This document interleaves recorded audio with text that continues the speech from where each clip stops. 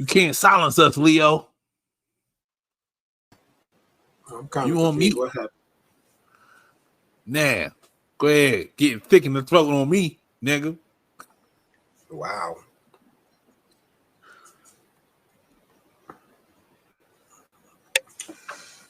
We can't even hear her. Yeah, you gotta unmute yourself. Oh, my bad.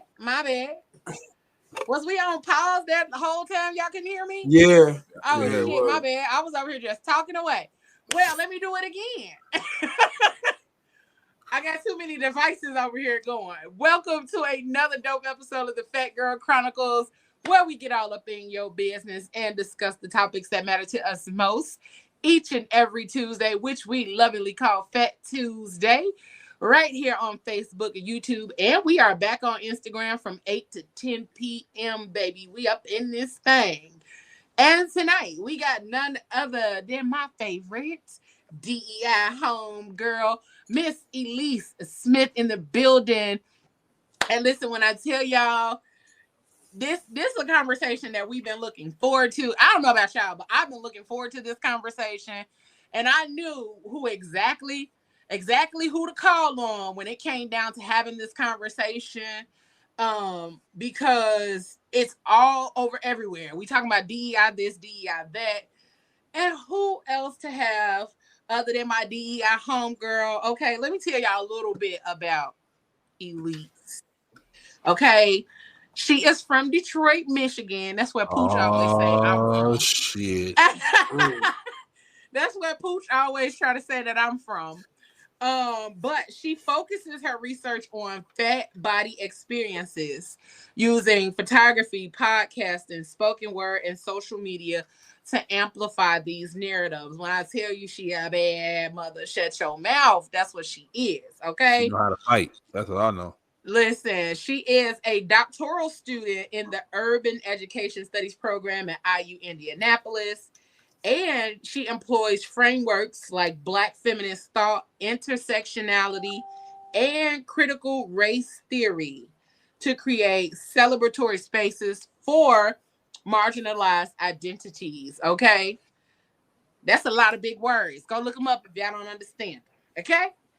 Smith's work in diversity, equity, and inclusion draws on her experience with first-generation low-income students and racial equity.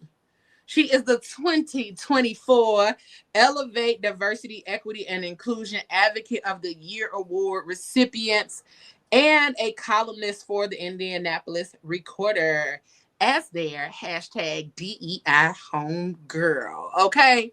So we came on here to have the conversation with the right person at the right time. And we're going to bring her on. We're going to hop into the conversation. Do a little chit-chatting. Hey, Doc. What up? How is you? Hey, I'm good. What, Doc? What does this get up tonight? Hey, first of all, after that performance Sunday night, I had to get in the character, get in the mood. Okay, because we're gonna let you be in your character and in your mood. We ain't turning no TV off tonight. That whole conversation. We ain't turning no TV off tonight. There we go. I'm here. We gonna get into that conversation in the second hour. Got the shades on. Right, he came ready. But anywho, hey, homegirl. What's up? Can't hear you. We can't hear you. We can't hear you, girl. That's okay. Take your time. Take your time.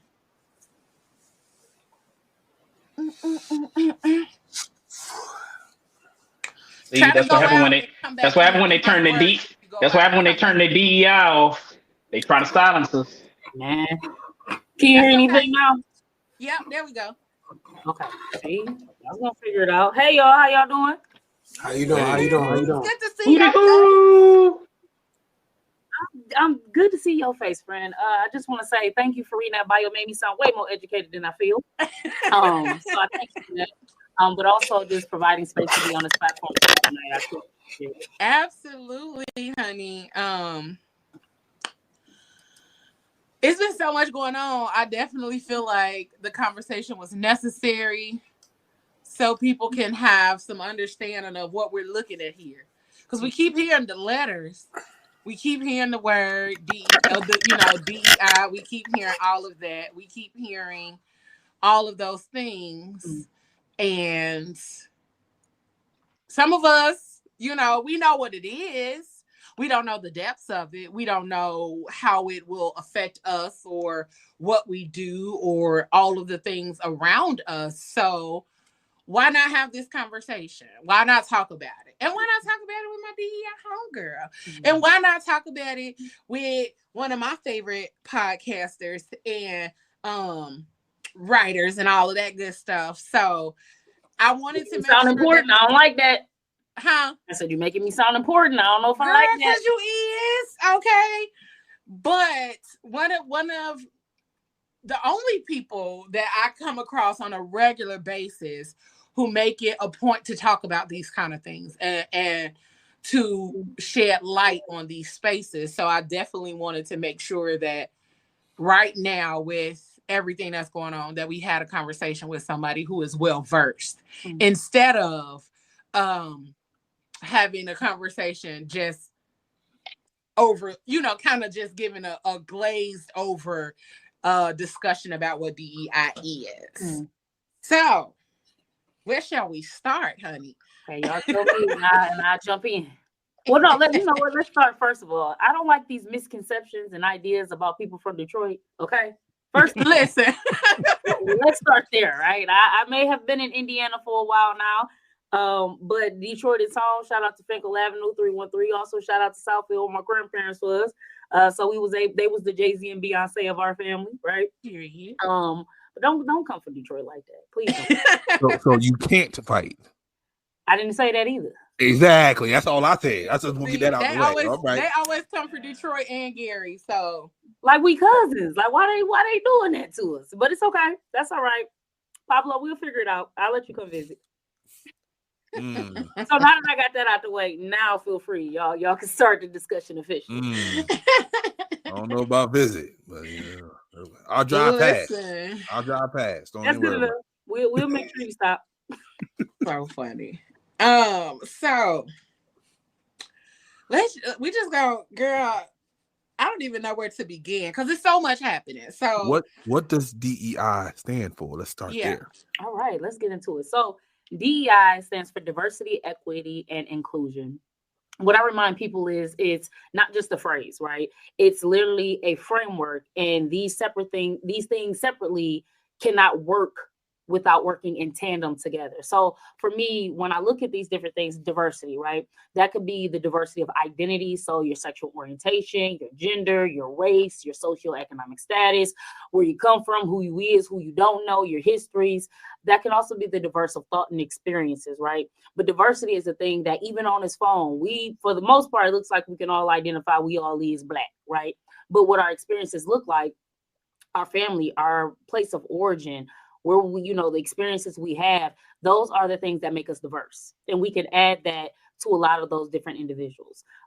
Equity is this thought process to say, a lot of people talk about equality. Everybody deserves the same. However, historically and even currently, everybody doesn't get the same. We don't have the same access to housing. We don't have the same access to healthcare, education, the list goes on. So equity is saying, for me, looking at the historical pieces and saying, how do we make sure that we actually create critical experiences for these individuals by saying, it's like starting a race, and you'll hear this analogy a lot. If we both start at the same line and run, it depends on your ability to run, all of these different things. But if you start 20 yards ahead of me, you have an advantage, or I have to work just as hard just to catch up with you, right? So equity is this space of saying, let's look at our programs, practices, and policies. Are we noticing, and we do, notice that there are certain groups, certain identities who are not having access to those things, like I said, education, healthcare, even representation. When you look at the leaders in our country, a lot of them don't look like us, right? That is not an accident. That is very intentional. It's also not an accident that you see a lot of people who look like me, specifically Black women, in these roles, because again, you do the work to fix the problems that we created. But we also are going to get in your way and stop the resources because we know you're going to fix the problems that we created.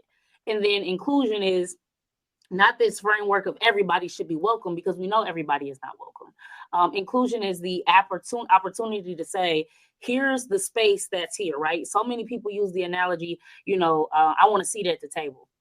Don't ask for a seat at the table that you're not invited to. Create your own table. And if you got some time, knock their table over and get the hell out the room, right? Because they didn't want you there no way. So for me, diversity, equity, inclusion is an opportunity to look at the programs, practices, and policies that we have, actually engage in saying, how do we continue to interrupt these inequities? And the reason why we're saying a lot of this anti-DEI is because they see that it works. It's a distraction that they're trying to bring up now. You're overturning things and get it. Like, I want to be honest to all my ancestors, the ones that have passed and the ones that are living. You are tired of screaming and fighting for these resources. I haven't gotten to that point yet. I'm not tired because I know the work works. It may be one person at a time. It may be multiple people at a time, but I've seen it work. That's why they want to overturn a lot of that. So I'm going to shut up and let y'all take the floor again. But that's what DEI means for me. And I could go into this big theoretical thing, right? Because I am in school. But the reason why I call myself the homegirl is because you can talk to your homegirl about any and everything. You don't have to be the smartest in the room. You're not going to be judged for nothing. And if you make a mistake, your homegirl going to snag you in your behind, and it ain't going to be a public display, but they get in the room like, hey, you know what you said was fucked up, right? Don't do it no more. Right. I'm going to help you and get it together. That's why I do that, because I can have that PhD, right? Eventually I will have it and I'll be Dr. Elise Smith. But Dr. Elise Smith can't get to the ears of the people in my neighborhood. They homegirl who actually care is going to get to their ears and be like, hey, look, this is what you need to do, but don't tell them I told you. Go do that. I'm not trying to gatekeep. So although I'm around a lot of scholars and I appreciate their knowledge and their wisdom, I want to be the person that be like, at least I can call her. She'll break it down and she won't judge me if I don't understand it. That's my goal of being that homegirl. Okay, now I'm going to shut up. And that's why we brought you here, and that's why Doc is here too. Doc is very political, and we had him come on here last week and explain some political things to us, because your homegirl right here, that's not my realm of expertise. So somebody tell me, somebody explain it to me, and I don't have no problem with saying I don't know when it comes to certain things, but also don't play me. Don't play me. Don't try to make me feel like I was, make me feel small because I don't know. But it's definitely worth asking the question so that you can gain an understanding. That's the biggest part, is what you don't know, ask the questions. Or if you don't know what questions to ask, just start with what you got. You know what I'm saying? So that way you can have an understanding of everything that's going on. And real quick to your point, I'm going to tell everybody listening on here, never feel shame for what you don't know. I tell my students that all the time. If you knew it, you wouldn't need me. If you knew it, you wouldn't have to be here. And I tell everybody this. I am not an expert. I have expertise. And the reason why is because it's the mindset. If you think you're an expert, anytime you hear any challenge, especially in academic spaces, now I feel like all this research and work that I did, I don't have all the answers. You're not going to have them. You ain't no higher power. You just a regular big back individual like me. So just act normal, right? And I tell people I have expertise, though. Yes, I have the experience. Yes, I have some of the knowledge, but I'm always going to be a lifelong learner. And I'm not talking about books. I'm talking about experiences I don't have. And the last thing I'll say before I shut up again is get you mentors that are not just older than you, but younger than you. I'll always be a younger mentor. And then I asked them to get somebody younger, because now I'm finally starting to understand what my grandparents were saying. Well, they was like, I don't know what you're talking about. Like, they'll say something. I'd be like, so what that mean? It means something I understand. But if you get too highfalutin, that language feels like you don't understand it. And you're like, oh, they don't have no issues. They do, but you didn't take the time to listen to your community. And where they're saying they need food, but because they're using a different lingo or a different language, you miss out on understanding what they have. So don't ever be afraid to ask what. Ain't nobody got all the answers. Not even Google. Because I asked something the other day and they said, did you mean? And I said, so you don't know the answer either. So don't. Not they hit you with a question like, so what you was trying to say. So no, don't ever, at least not for me. Hit me up, ask me a question, do it. Don't ask Google what the Gulf of America is, because the show will tell you the answer as of the day. All right, you trying to stress me out, Doc? Because I seen that today. It's on there. And I see you drinking adult apple juice. That's what's up. Hey, that's what I ain't gonna do it. We ain't sponsored. Hey, I do got a question for you though. If you could, for the audience, what is the difference between DEI and affirmative action? Oh, that's good. Affirmative action was created as a pipeline to say, hey, we're noticing certain individuals are not getting into spaces, specifically higher education institutions. Actually, it benefited white women more than it benefited Black people, right? So what we were noticing is these institutions, when they were made historically, were either was created by, not created, but built on the backs of slaves, built on the back of marginalized communities. There was a point in time where Blacks were not allowed into colleges. If you were a woman, you were not allowed into a college. And then once they started to integrate, if you were a Black, you had to stand in a hallway to get the same lecture somebody in the classroom was getting, right? Simply because of that race barrier. So when we think about affirmative action, it was not this space of saying we have to accept people just because of their race. It was because you all were not accepting people because of their race, right? I got the GPA, I got the knowledge, but it's like, you could look up different documentation where they said, hey, we can't accept you because you're a Negro. Like, could you imagine opening up an admissions letter and they say like, yeah, no, because you're Black, or you know what that looks like. So what happens is there's a lack of knowledge and research. A lot of people clickbait. They want to figure out the first couple words and then build their own stories within that space. So I can't say there's a difference. DEI is one of those spaces that say, and again, they work in tandem, right? This is where some of that stuff comes out of it. DEI is a new phrase, right? Diversity, equity, inclusion, but this was multicultural education. This was cultural education, right? It was always about looking at difference and figuring out a way to include these voices. So a lot of misconceptions around affirmative action is coming from this space of saying, hey, this only benefits one group. The same rhetoric they have for diversity, equity, inclusion, right? This is the Black people problem. This is, they're turning DEI into they didn't earn it, right? And for me, I say they want DEI to DIE because they know the value of it, because now we're holding you accountable to say, you're not just going to use us for our talents, but you got to also let us into those spaces. In Mississippi, I can't recall the year, they had a 6-year ban where they were not buying from racist organizations, gas stations, and they went to the Supreme Court to sue the individual. His name was Charles, that told us like, hey, don't do this, because they saw the value of the Black dollar. We have more control, but because we are literally put in spaces where it's like, no, our voice don't matter. Yes, you do. Stop going to Target today. Oh, baby, listen. I guarantee you by Friday it'll be Target, okay? Target. It'll be all of that trying to bring you all back into this space. So as far as affirmative action, it was a pipeline, again, policy to bring in those marginalized voices. But again, people thought it was just for Black individuals, but it actually wasn't.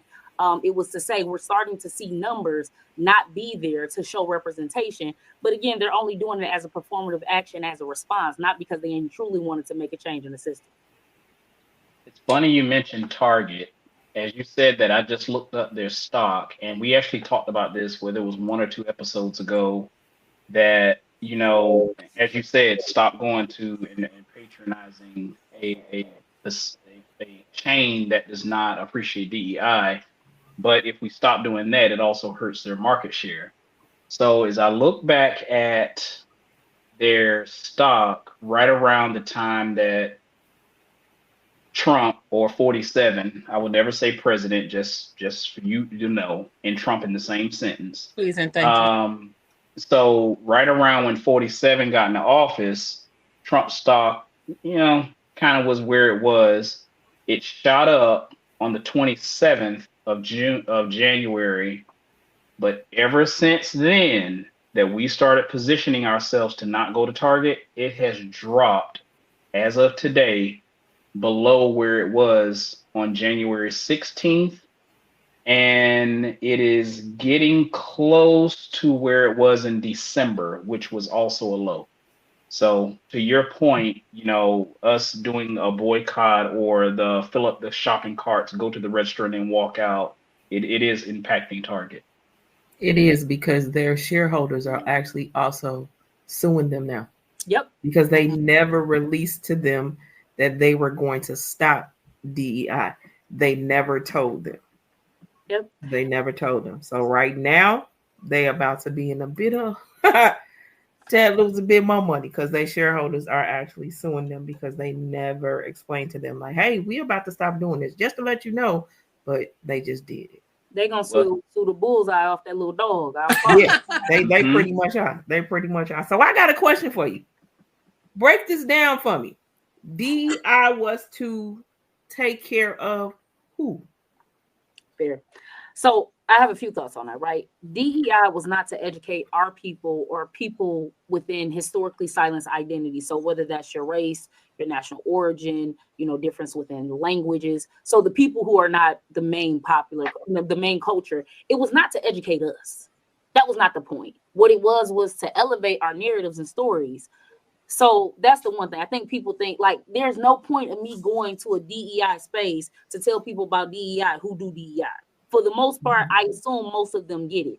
DEI was to inform the people who were creating programs, practices, and policies and excluding those individuals, right? Based on their race, based on their gender, based on all the, I'll say isms and phobias for the rest of this conversation so I don't have to list them all out. So hello, homeboys and girls and friends. So with that, I say, it was never created for us to kind of explain what we were going through. We created community out of that. So I've been to conferences, I've had conversations, I've even been in spaces where it's just like, hey, I need to talk to somebody because am I tripping? Am I losing my mind? Because I feel like I'm telling people stuff and they keep telling us no, right? So that's the first thing. It wasn't to educate us. It did create a sense of community so we could figure out what was going on. But in my opinion, DEI was created to hold these organizations accountable. And by accountable, we're talking, let's go back to Target really quickly. A lot of people, for me personally, I'm not going to Target, filling up no basket and walking off. That's a waste of my time when I could go be doing something else, right? That's a waste of my gas. You're absolutely right. I'm not wasting my gas to drive to Target, okay? To go fill up 3-4 carts but I'm and not pull about it up to the counter and walk out. I don't got the time. And it is, to me, it's performative. It doesn't really put any action behind it. Nope. And I also feel like that's when people could use that against us to further make it seem like this is a joke. I don't got time. For me, I'm not a political person, but I'll spend my time going up to the State House and saying what I need to say, right? Even if I'm nervous, even if I'll go up there because, again, I'm getting the ear of people who are making decisions. And if it's enough of us yelling and doing that, I'd rather piss them off than piss somebody off at Target who got Target, because they only doing their job. That's the only thing they doing. They are there. They're doing their job, and they're gonna be putting them go backs back because that's their job. Their job security. Put them back on the shelf. So I'm not wasting my time to do that. Like you said, I feel like a lot of people are going out of their way just so for the likes and the views to do those kind of things. Like you don't really have a purpose other than for likes and views, and instead of it actually being geared towards making a change.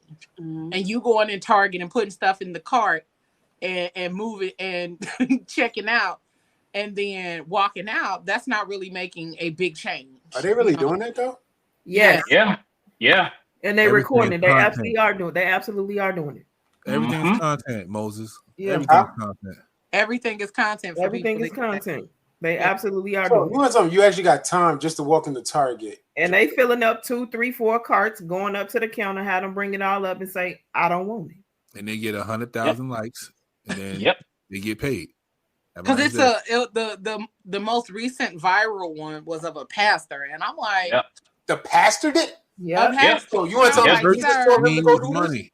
The church needs money. So Jesus told him to go get. It's a building fund. I don't know if Jesus ain't telling. I'm about to say the Lord. The Lord didn't tell him, but that's that building fund so they can finally put that one doorknob on that one door that's in the basement of the church. And fix that's the why he left. Window on the back window on the back. You know what I mean? We can move it up and down now. Well, wait a minute. Can we get an amen that he didn't use the church money on that one? Amen. Hey, we don't know that. It could have been on the credit card. Could have been on. Y'all know what? So I have a question. Crazy. For a lot of people, the term DEI seems new. How old is DEI actually? A million years. No. Like what? Really? No. It was in the olden days. No, I would say it comes out of the civil rights era, so around the 1960s. Okay. I specifically talk about 1968, remembering 1968. Shout out to a professor I worked with on this project a few years ago. But 1968, I'll speak about specifically because that was the year that, oh my God, his name is escaping me. What was the gentleman who raised his fist at the Olympics and lost everything? The black guy. Jesse Powell? Jesse Owens? Yes. Jesse Owens? So, yeah. I believe so. Mm-hmm. And so, after 8 o'clock, usually my brain decides to go to sleep, so I'm trying to stay up because I wake up at 4 in the morning. I don't know. Hey, you need some apple juice. You know, I'm going because she probably be over there even sleepier then. No, when you get a little adult grape juice, everything gets better. Okay. That's a lie. That's a lie. Because we ain't gonna be talking about no DE. I'm gonna be DIE. What's up with the DIE initiative? No, please don't mix it up. But I would say the civil rights era, right? This is where we were seeing protests take place, and we were holding people accountable, right? By holding them accountable, we weren't boycotting just to give them a little bit of time and then go back once they start ignoring us, right? We boycotted with, having conversations with our local churches, our community centers, talking to actually police officers, right? Coming with government, having discussions to say, we see you're treating us with a disadvantage. And unfortunately, in those spaces, there were casualties, right? We saw people get locked up, sprayed down with hoses, dogs, weaponized, use those spaces. So the civil rights era is one of those eras where we actually started to push back. We started to say, no, we're not going to take it. And we didn't say like, oh, if this thing start getting hot, we're going to just drop these issues. That's why we can still celebrate holidays like Martin Luther King. We still have heroes like Malcolm X. And they try to romanticize these individuals as though like Martin Luther King was a tyrant, right? He was a tyrant. He just had a suit on, but he was literally like stop playing with me. Just because I use big words don't mean I won't throw these hands, right? So I want people to stop saying like he had a dream. It's like y'all ain't read the whole speech. You haven't read all of his speeches. He was fighting for that equality for, yes, all children, all men, all women, all people in general, but it didn't come with this hand-holding, handshaking type situation. So when we think about the civil rights era, these were individuals who were tired. They were angry. They were like, we're not going back to what was dubbed as slavery then. We're still seeing modern day slavery. Let's think about the countless lives of Black individuals that were slaughtered. Let's think about the countless lives of those from the LGBTQ plus community who were denied access, right? We have to think these things are still happening, and it's at the hands of those who don't even enter the spaces that we're in. Notice the people who are making the rules and changes, they don't live in the communities that we live in. However, the communities that we are in or even adjacent from are the ones who are being harmed. So when we look back at that time frame, it literally takes a historical look at this was the time, in my opinion, where they said that group of people like, this shit stops here. And they were willing to fight. One thing that happened a couple weeks ago, I went to the State House and I was looking around and I saw all the people who were advocating, like who were not just there to spectate or observe, were older. And the thing about it is our younger generation is not coming and don't have a succession plan to follow this work up. Right? These people are fighting, they're getting to their ends. And one gentleman walked in, he said, I'm so glad you spoke tonight. He said, because I don't know how much longer I have. He said, I'm not going to die tomorrow, but I can't keep fighting this fight forever. I know there's days I'm looking up and I'm like, this has been a long year, right? They've been doing this for decades. So when we go back to that era, they held people accountable.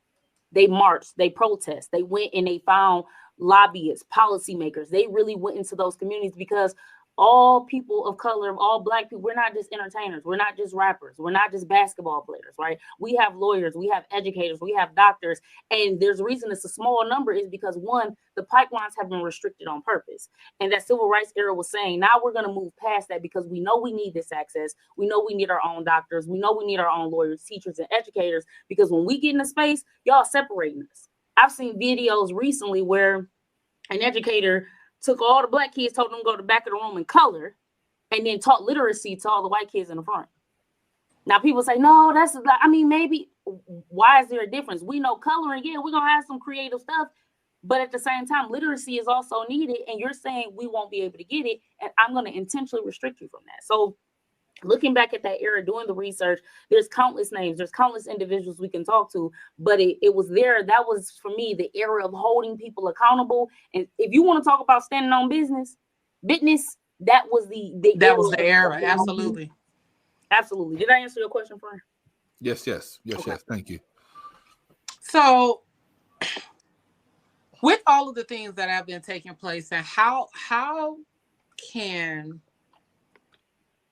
Sorry, lost my wording. That's okay. When we look at the companies creating these programs and all of these things, a lot of companies create it for the look, for the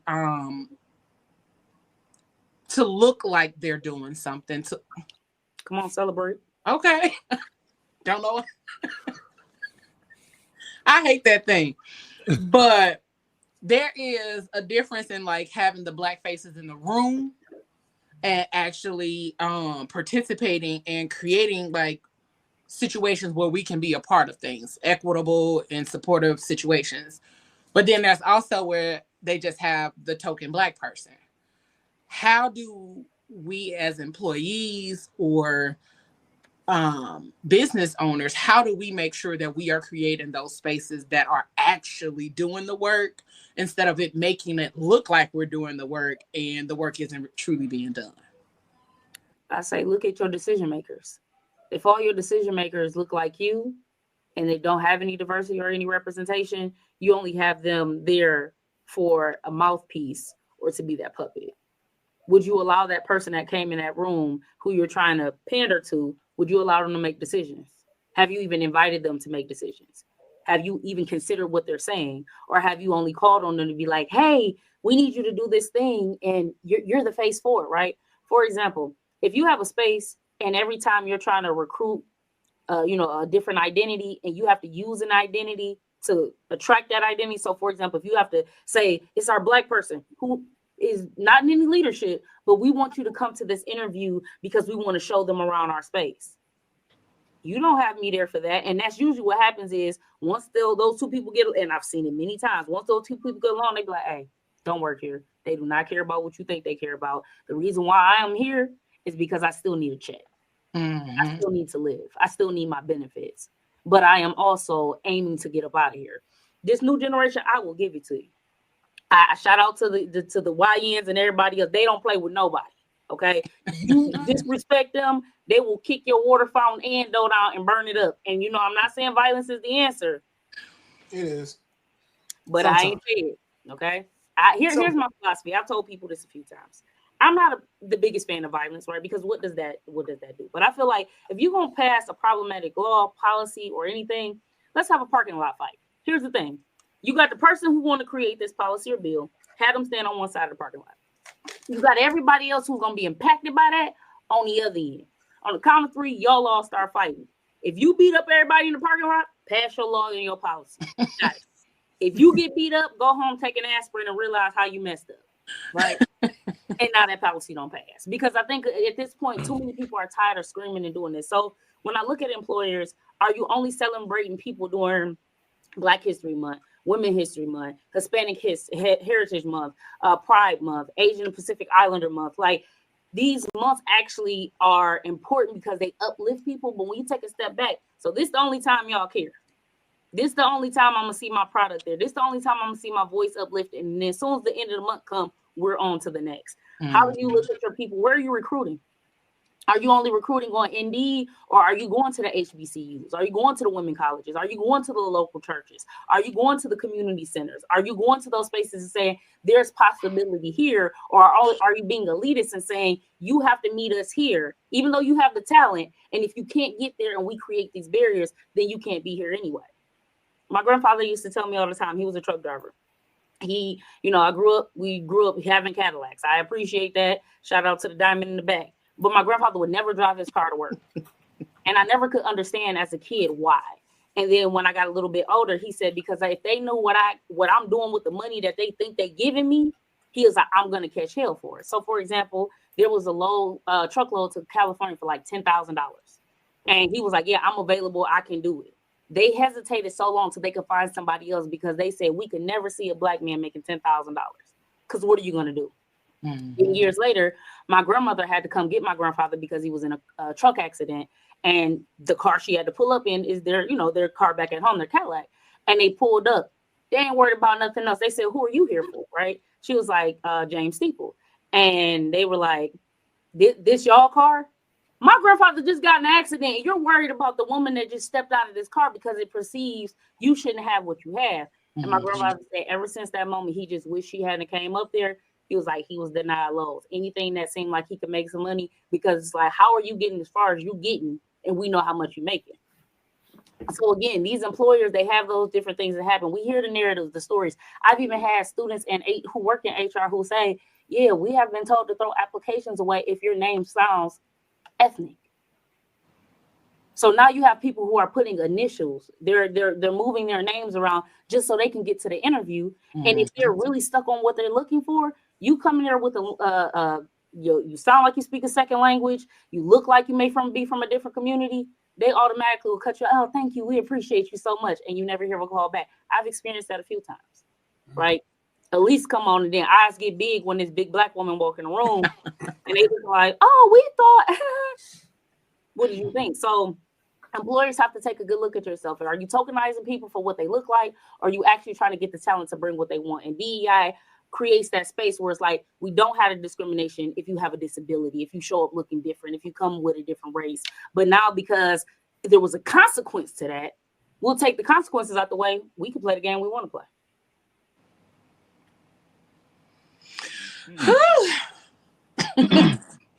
And I do want to apologize. Yeah, Mark B did correct me. It was Tommy Smith and John Carlos who held the fists up at the 1968.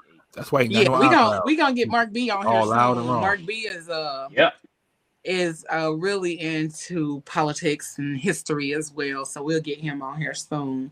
He got eyebrows. The next correspondent need to have eyebrows. Wow. I'm gonna do like this for the rest of the show. Oh wow. Yo, okay. Yeah. Yo, Pablo, you need to chill. So let's kind of move backwards a little bit. So we listed your bio at the beginning, all the things that you do and all of the important work that you have done. So as a DEI advocate and scholar, you've dedicated your work to creating space for these identities and all of these different people. What sparked your passion for this work? So my grandparents raised me. So internally, I'm 65. So my nickname is Spicy Granny. I don't have on a Spicy Granny outfit today. So usually it's a little too much. And moo. Okay. No. No moo. Not yet. Okay. I still got a couple of summers before I jump into a moo. You just gotta move. You gotta move. Just a moo. Not even a moo. Just a moo. Right. The moo works. The moo works. The moo works. Listen, my mama wore them. Now I'll be honest. Have I had one on? Absolutely. And I see why they in them. You go. Okay. Let that thing air out. You got to. Focus, guys. Focus. All right. My bad. Focus. Hey, it's the apple juice. My bad. I knew it. When ice cubes wasn't melting, I said something right. This tone ain't right in that cup. That's a strong drink. But no. So my grandparents raised me, right. Real quick story. My grandparents were born in Wearshaw, South Carolina. So South Carolina, this big, Wearshaw, about that big. And every time I've ever went down there, it was like 2 snakes, a raccoon, and them. And I'm like, what do y'all do down here, right? But we will always visit my great grandmother who passed at the age of 94. So, I appreciate, Devin, I know you hear me on here and you getting on my nerves. I just wanted to put that out there. But anyway, so my grandparents were in Wearshaw, South Carolina. And I never forget one day I was at the house. I was in Bloomington. I had started my master's. It was the first time moving out of state. And my grandfather was in the kitchen. And my grandfather is a deep-skinned colored man. And my grandmother's about the color of the back of my palm. And one day he was like, with your high yellow self. And I said, so, I'm a social justice warrior. I was like, hold on, wait a minute. What you mean high yellow? And he was like, well, that's why I married her. I was like, oh, I'm going to have to beat my granddaddy up. Like, I'm never getting into heaven. Not you going to beat up Gramps? Me and granddaddy was going to throw hands. I was going to take him outside and show him a good time. Then I had to take him home. Detroit. See? Let's put it out there. Let's put it out there. Roots. How do I leave? Where's the exit, Leo? How do I get up out of here? But nevertheless, so I noticed that. So then I took a step back and I said, hold on. I said, well, why? What you mean that's why you married her? He was like, because I didn't want to have dark children. I said, yo, I'm going to really have to knock my granddaddy off his feet. Like, I'm going to have to really be wonder in my household. Like, I don't know why I got to do that. Kids, Google it if you didn't get that reference. But I'm going to have to really do this for my granddaddy. But then something in me said, take a step back. And I said, all my life, I have come home and had to watch the news. So I've always seen the stressors of the world. My grandparents always watched the news. We always had conversation around politics. And these were people who did not even have a high school education. But my grandmother worked at General Motors all my life and retired. My grandfather was a truck driver. They had good money. It's not as good money now, but back then they had it together, right? So I'm looking at, we've always dealt with these issues. We've always talked to them. And honestly, I've always felt like I've had to know the reality of the world. I never got to escape it by living in this la-la land, but they never also put it in my face to say, hey, you're struggling, we're doing this. They did the best that they could. So going back to the story about me and my grandfather in the kitchen, I said, well, what do you mean you didn't want our children? He said, because I was always stopped by the police, mistreated when I was in wear shows. He said, because I was a Black man. So I had to move my family in a lot of capacities because I didn't want my children to go through what I went through. Now let's take a step back. At this time, my grandfather was 18 years old when he made this decision. He said, I love your grandmother, I do, but I knew if I wanted my children to have a better future, I had to make a decision by changing their skin tone to the best of my ability. Yes, I wanted Black children, but I knew I also had to get a fair-skinned white. And I had to take a moment to say, that's a huge decision to make at 18. This wasn't when TikTok was hot. We see TikTok almost not hot no more, but this wasn't when you were supposed to go out and do these things. You were told, hey, graduate high school, get a partner, have kids, live happily ever after. But happily ever after looks different when you're in certain communities that don't like who you are. Not because of your content or your character, but literally who you are. So that moment for me really solidified the value of this work. And then the other thing that kept this thing moving for me was when 45 was first elected, I got a phone call. My grandmother's usually the one that calls and my grandfather would be in the background, but I seen an old man pop up on the phone. And I picked up the phone and I said, hey, old man, what's going on? He was like, nothing much. And I said, you didn't broke something back at the house that's mine, and now you want to tell me? He was like, no. So I heard his voice cracking. And he was like, I just want to tell you I'm sorry. I said, what do you mean? He said, I saw the election results, and I just knew I had finally got my family away from the decisions of the world that will literally hate us. And he said, yet again, I didn't get my children out of it, and I couldn't save my grandkids. That shook me in a way that I've never been able to be shaken before. And when my grandfather, I tell people all the time, my grandfather was my biggest DEI project, right? Where I would go home and try to see if I could change this 82, 83-year-old man's mind, maybe I could change the world, right? And I would go home, we'd have conversations, we would talk about things that were challenging for him because he grew up in a different era. But when we would have a conversation perspective, I see those things would change for him. And I've appreciated my grandfather so much. Unfortunately, June of 2024, my grandfather passed. And that was the first major death I've ever experienced in my 35 years of living. And I remember prior to him dying, he said, hey, gal. I said, hey, Grandpa. He said, I need you to finish school, right? I said, I'm going to finish. He's like, because I don't know if I'm going to live to see it. And I was like, oh, man, stop that. And I wish he was right. I wish he was wrong, right? I wish he was wrong. But I promise, I said, when I get this PhD, I'm going to come slap it up there at that grave and tell you, I told you I was going to do it, right? But the reason why is because my grandfather always pushed education because he never had access to it. He was always denied it. Hooked on phonics. I remember he got me a Gateway computer, right? Everybody else may not know, but Gateway was that big back with them cots. So the go back to moo-moos. I've been had moo-moos, right? Mine just happened to be on a hard drive. But I remember when AOL had the dial-up. My grandparents ran and got the internet. They was like, I don't know what you're gonna do with it, but we gonna make sure you have it. And I never forget, I used to tie up the house phone, right? Why? I'm back here doing homework. I was in chat rooms. I was Googling stuff that Google wasn't even a thing. I was on Ask Jeeves. I was tearing up that house phone all day. But they always said, don't you interrupt that girl's school because we need her to be able to do it. So the fact that these people didn't have education, I remember, I hope my grandmother never sees this. My grandmother wasn't the strongest reader, but she would buy a dictionary. And I remember she bought this Scholastic Children's Dictionary, and she would go in there and she would find the word. And to this day, that dictionary got black duct tape on it because we tore that dictionary down. They bought me encyclopedias. And that's why I I'm not that bright. So I'm like, I clearly wasn't reading the right pages. Girl, bye. Okay, well, one day I'm going to really call you. But I say that to say my grandparents came from nothing, but they tried to give me everything. And now, even in this moment, I see why they said they can take everything from you, but they can't take your education. Sure. Mm-hmm. And I see that more and more, right? I see they have been able to thrive. So I share that because if you still have a grandparent, go talk to them. Go ask them what it looks like, because what we seeing now, they've seen it multiple times. Oh, how I wish. Okay. Right. And if you don't have somebody, to be honest with you, go to your local nursing home. Those people will love to talk to you. If you only got an hour, give them an hour. If you only got 30 minutes, you'll learn so much, because this is the history they continue to erase. They literally have erased slavery out of textbooks by saying it's sharecropping. They literally have erased narratives by shifting and saying these people wanted to do this work. I watched my grandparents literally climb from absolutely nothing to where they are now.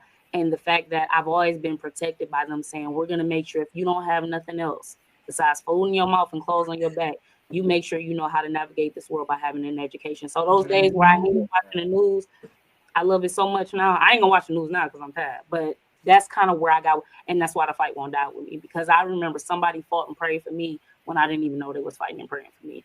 So losing my grandfather really solidified, I ain't going nowhere in this work. If I got to be a rapper, I tell Kendrick scoot over, I got some shit to say too. But outside of that, I don't know how good I'm gonna be at it, but you better put some bell bottoms on. Listen, I'm a rapper by heart. That's my party trick. People be like, "Oh, we about to freestyle." I be like, "Bet, let me blow the socks off these people." Listen, I mean, I can get up there and do a little spoken word, but I don't know about no rapping. No, you actually right. Somebody write it for me, give me the cadence, and then we can, I can write it. Y'all give me the cadence, and we gonna make it do what it do. Okay. Oh, this is so good. Thank y'all for tuning in. If you have not already, go on over to YouTube, hit that subscribe button. It is free 99 to do so, and then hit that little bell right next to it so that you can get notified each and every time we go live. Thank you, Mark B, Marcy G, Devin, and Ubiquitous Black for tuning in tonight. If y'all got any questions, feel free to drop them in the comments, okay? And then let us know where you tuning in from tonight. If this is your first time here, Devin, this is my first time seeing your name, so we welcome you, friend. Welcome to the Fat Fam. Yeah, Devin, go ahead and subscribe real quick. Go ahead, subscribe, Devin. Yeah. Yeah. Y'all got to be the real deal Holyfield. I got plenty of questions, but if y'all don't have any other ones, if y'all got some other ones, go ahead and shoot them out. Let's get to it. So for DEI, we done talked about Agent Orange, 47, 45, whatever you want to call it. Is DEI the cause of plane crashes, the Chiefs losing the Super Bowl? I know you better stop.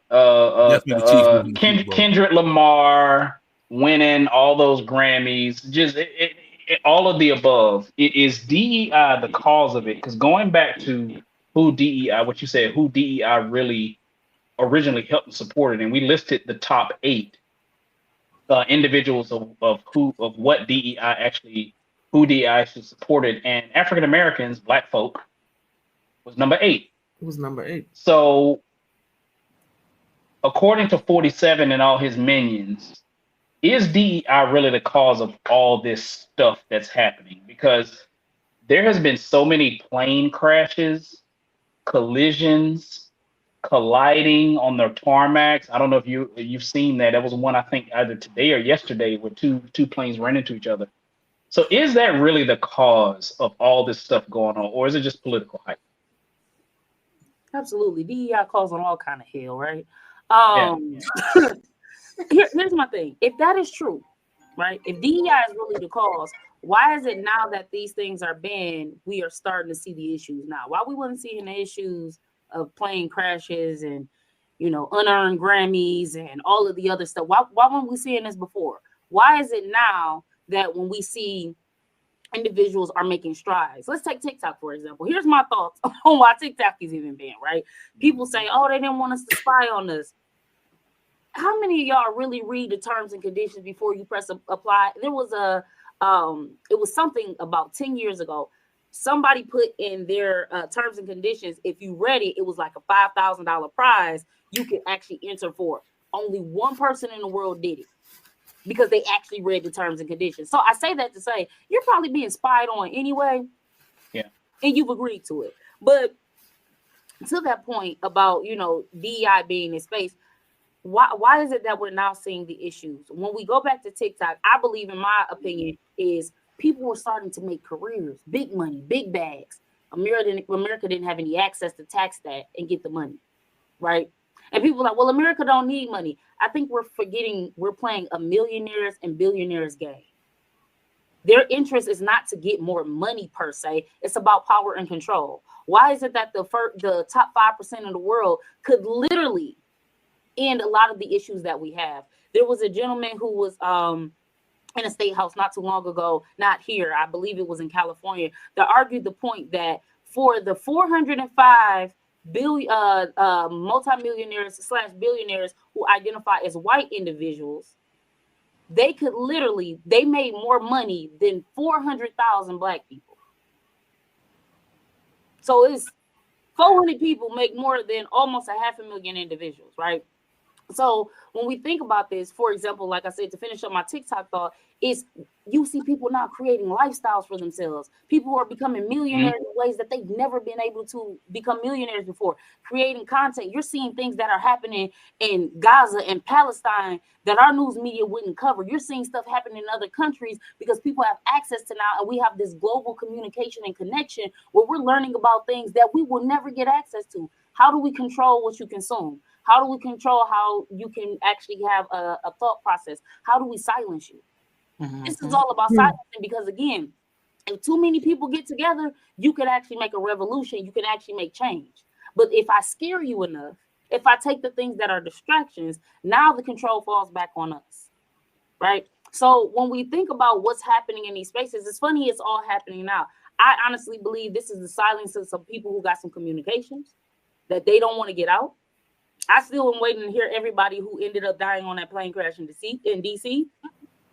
Because I believe personally, this is me, there was some information on there that they didn't need getting past that information that was on that plane. Absolutely. Because I don't know about nobody else, but there have been several people, I'm a big Scandal watcher. Like, I loved Scandal when it came on. And it was so many people like, we are living in an episode of Scandal. We are currently living in an episode of Scandal because there was something similar that happened on Scandal. They took down a plane because I can't remember the reason, but I think it was because they were trying to either kill Olivia's mom, or it was somebody on that plane that had information, like you just said, that they didn't want to get out, that they didn't want the information to reach outside sources. And so many people have looked at what's been going on, just like, is this the life we're living? Somebody even said, Shonda, if you writing this story, girl, let us know how it ends, because it's just been so much happening. And we've been having those conversations this month simply because we know people need a space to be able to be like, ooh, this a lot. Ooh, it's so much going on. So even last week, like, we were talking about creating spaces for yourself and the people that you're around, your family, your friends, and your community, so that you can have those conversations, that you can ask the questions that need to be asked, and whatever you don't know, it's okay to ask here in this space, because that's what it's here for. So we had Doc on here last week, and we were just talking about those different opportunities to create space where there doesn't seem to be any. You know what I'm saying? And so thank you for your work. Thank you for all of the, the information and all of that kind of stuff. Doc, thank you for being the person to go down the rabbit holes for us. You know what I'm saying? Because we need those kind of people. And mentioning TikTok, I had seen it probably, I think, towards the end of last month. Who is it? Kabi Lame. Everybody knows who that is. If you don't, that's the TikToker that does Okay. He reportedly makes $750,000 per TikTok post, and last year he claimed $20 million from TikTok. Sheesh. And it is. I'm sorry. The TikTok thing is pretty much it's not It's not a spy thing. It's not a spy thing. They got your information anyway. Exactly. It's not a spy thing. The thing is that they giving these people way too much money. And they about to get to a status that we don't want them at.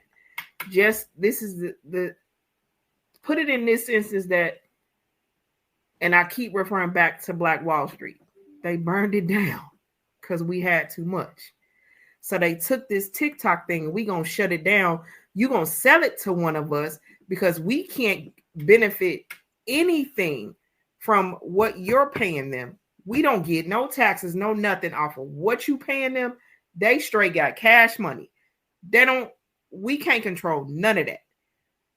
Okay, well, this is what we gonna do. Either you gonna sell it to us or we gonna shut it down. You make the decision. Now, here this man said, I'm not selling you nothing. You ain't getting it. But magically, soon as it's time for you to come back in office, it comes back on. Because now everybody has deleted the app and all of this, and a bunch of people can't get back into it because we're going to stop y'all one way or another.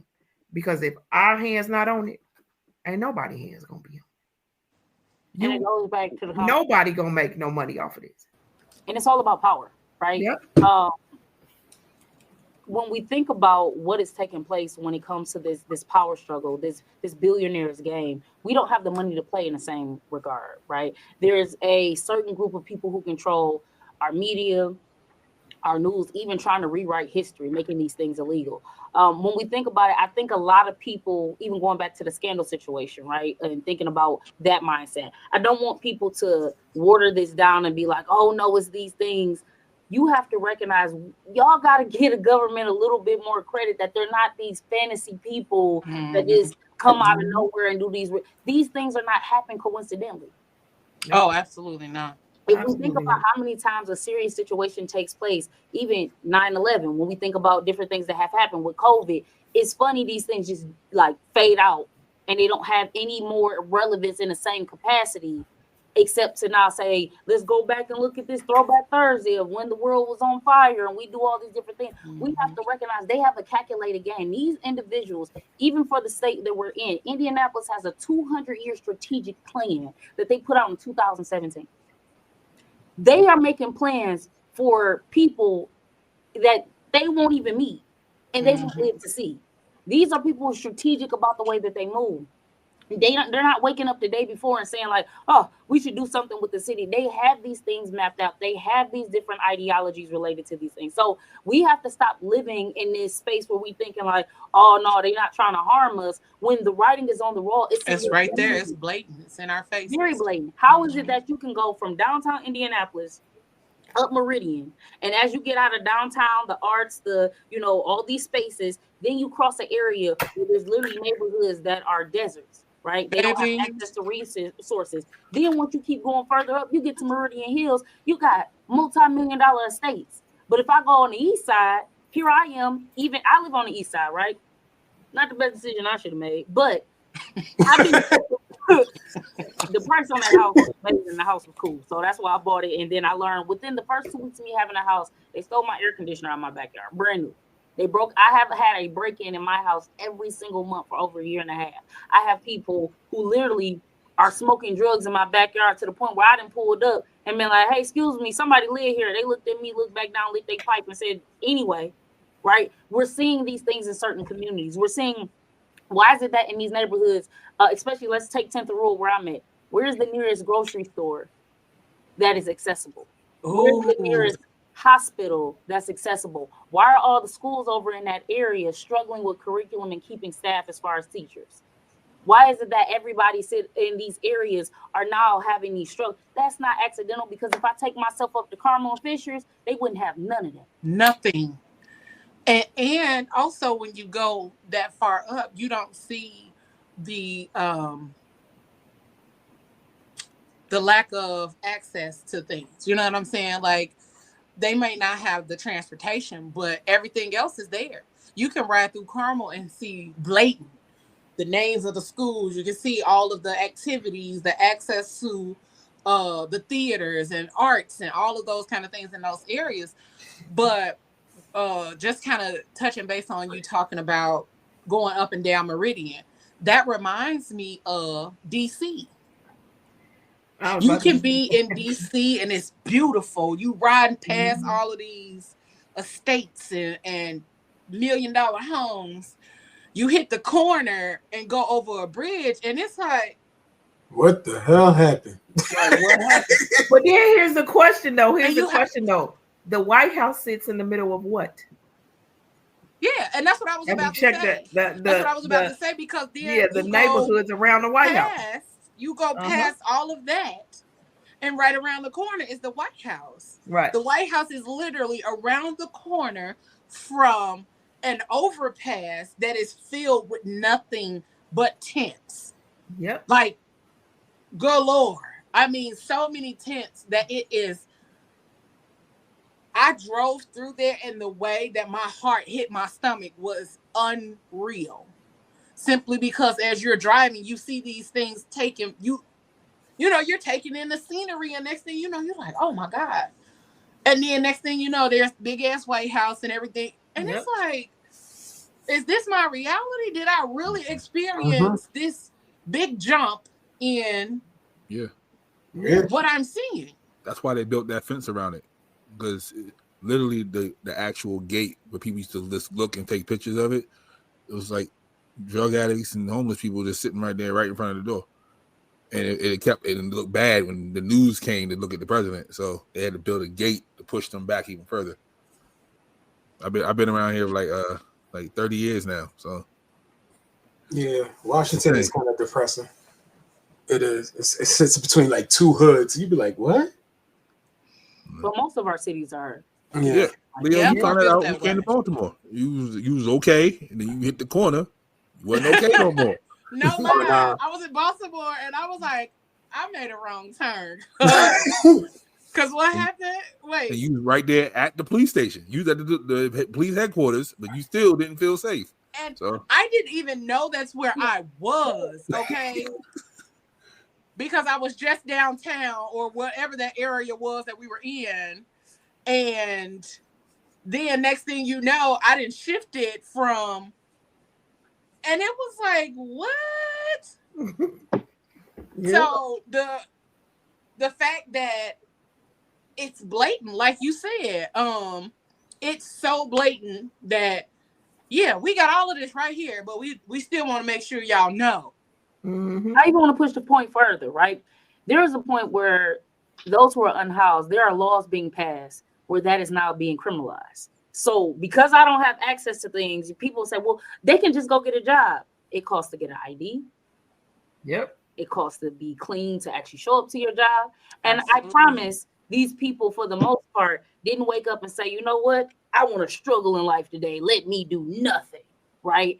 A lot of these individuals may have had addictions, health challenges that led them to these spaces. Right? So the blanket statement of they just don't want to do something, that's not the narrative for all of those individuals. There was a city that had invested over $1 million to put spikes under overpasses so that unhoused individuals would not be able to sleep there, right? So instead of building a shelter, instead of providing, at least temporary housing and doing these things, what they do is show up and say, no, we just want to get rid of you. They even got to the point where park benches, it's one right there on Mass Ave. It's a park bench with a sculpture of a unhoused person on the bench, right? Like, and I'm looking like, this doesn't memorialize anything. It didn't make sense to me, and maybe it ain't no history. It don't make sense, right? You're gonna spend the money to create this art piece that only shows you how you're fetishizing this thing, and also bringing light to the issue that y'all are not here to rectify. Y'all not here to fix. You're not gonna fix these things. Then I even think about this. Let's go to our community, right?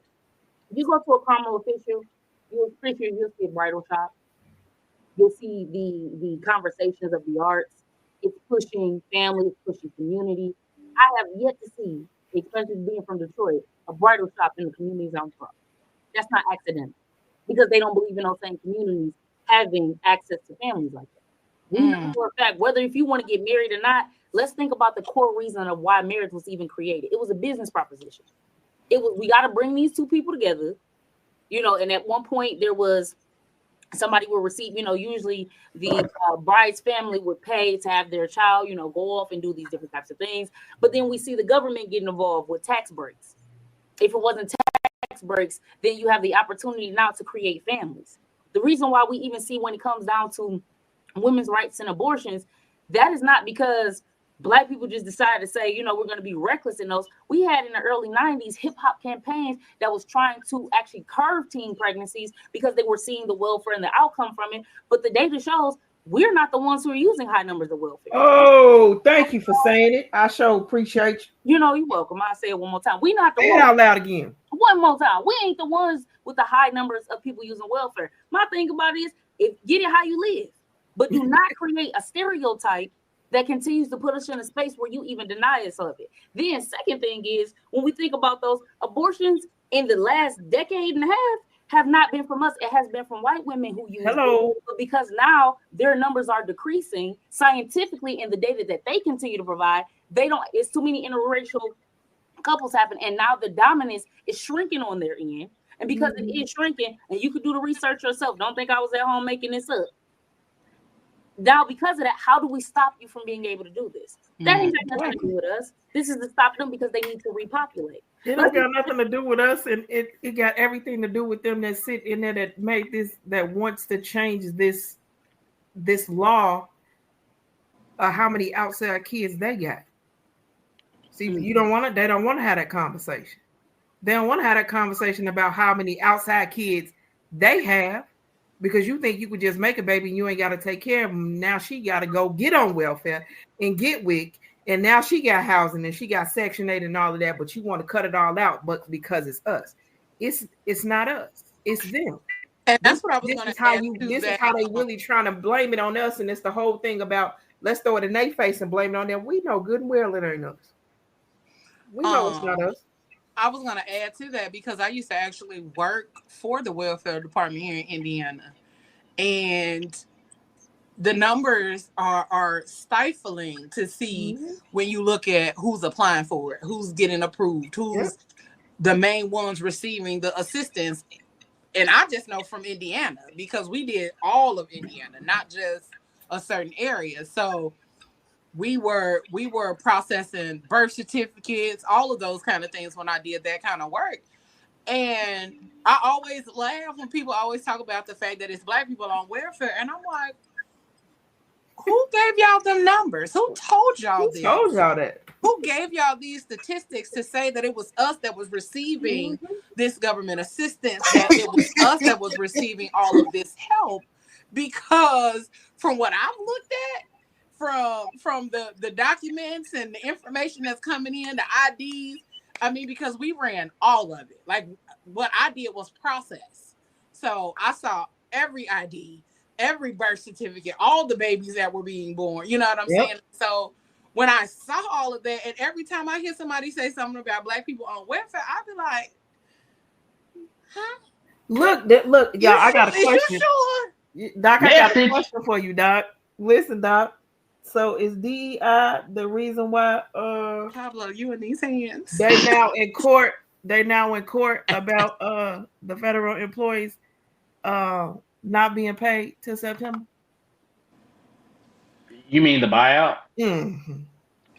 No, that doesn't have anything to do with DEI. No, I'm just asking because you know your boy is blaming it on everything. And I know. He said the judge can give who give y'all the authority to tell me what I can and cannot do, and you ain't paid these people, and all 60,000 people that quit ain't got to pay. The thing with that buyout, with my representative that I will keep anonymous right now because I want to protect that particular person's job. No, it has nothing to do with DEI. I think that's just part of the Elon Musk, the President Elon Musk agenda to eliminate the facts. To eliminate government spending, unnecessarily government spending. And that whole thing, and which is why the judge, I can't remember which judge it was who paused who put a halt on it. And then I think they extended it even more yesterday. They did. It has nothing to do with DEI. That is just to eliminate the unnecessary spending of that department and any department rather by them taking the offer of a buyout, which the judge who extended it again this week said that it was not unconstitutional, but it was more so he can't do it basically, and it's it has nothing to do with DEI.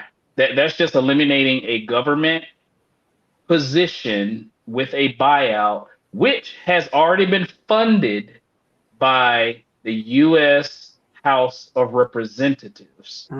So he can say we want to do a buyout, but he does not have the authority as commander in chief to put that buyout into place. More so, the other president of the country, President Elon Musk, co-president, does also not have the authority to do that because he is not a government paid employee. Nope. Wait. How you get to call Elon Musk president, but you ain't called him? That was the question I had. Yeah, that got kind of confusing a little bit. He said co-president. He said co-president. Well, I did say co-president because I know, one, he's not a U.S. citizen. Nope. 2, we did not elect him. 3, he was not on anybody's ballot, and he's irrelevant. And 2, that's a dig on 47. And so that's why I do. How did he get clearance to get in there? Yeah, that's crazy. I didn't know he was yeah. But wait a minute, I didn't even know he was a U.S. citizen. He's not. You didn't know that? He's not a U.S. citizen. I really didn't. He is not.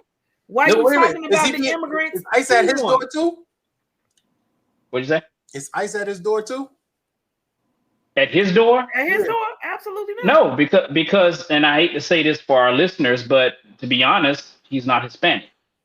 Because that's ICE's agenda to focus on Hispanic immigrants or undocumented citizens, I don't want to say citizens, undocumented workers in this country, to send them back to either Mexico, Honduras, Central America countries, South American countries. But then if you look at who all is undocumented from the Caribbean, Asia, Europe, I can keep going, Canada. I mean, they're not focused on those countries. So the fact, hey, that's my son. Salvadorians alone. They focus on them Haitians.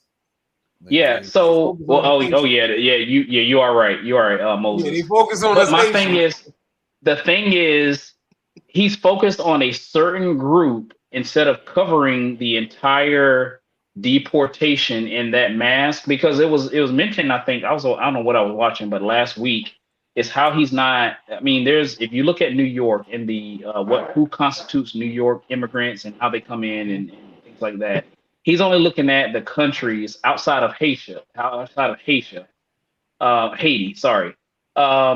of those who are bringing in supposedly fentanyl and the bad drugs and the illegals and the people killing people. So that's who he's focused on right now, which the directive of the mass deportation should be looking at all undocumented immigrants.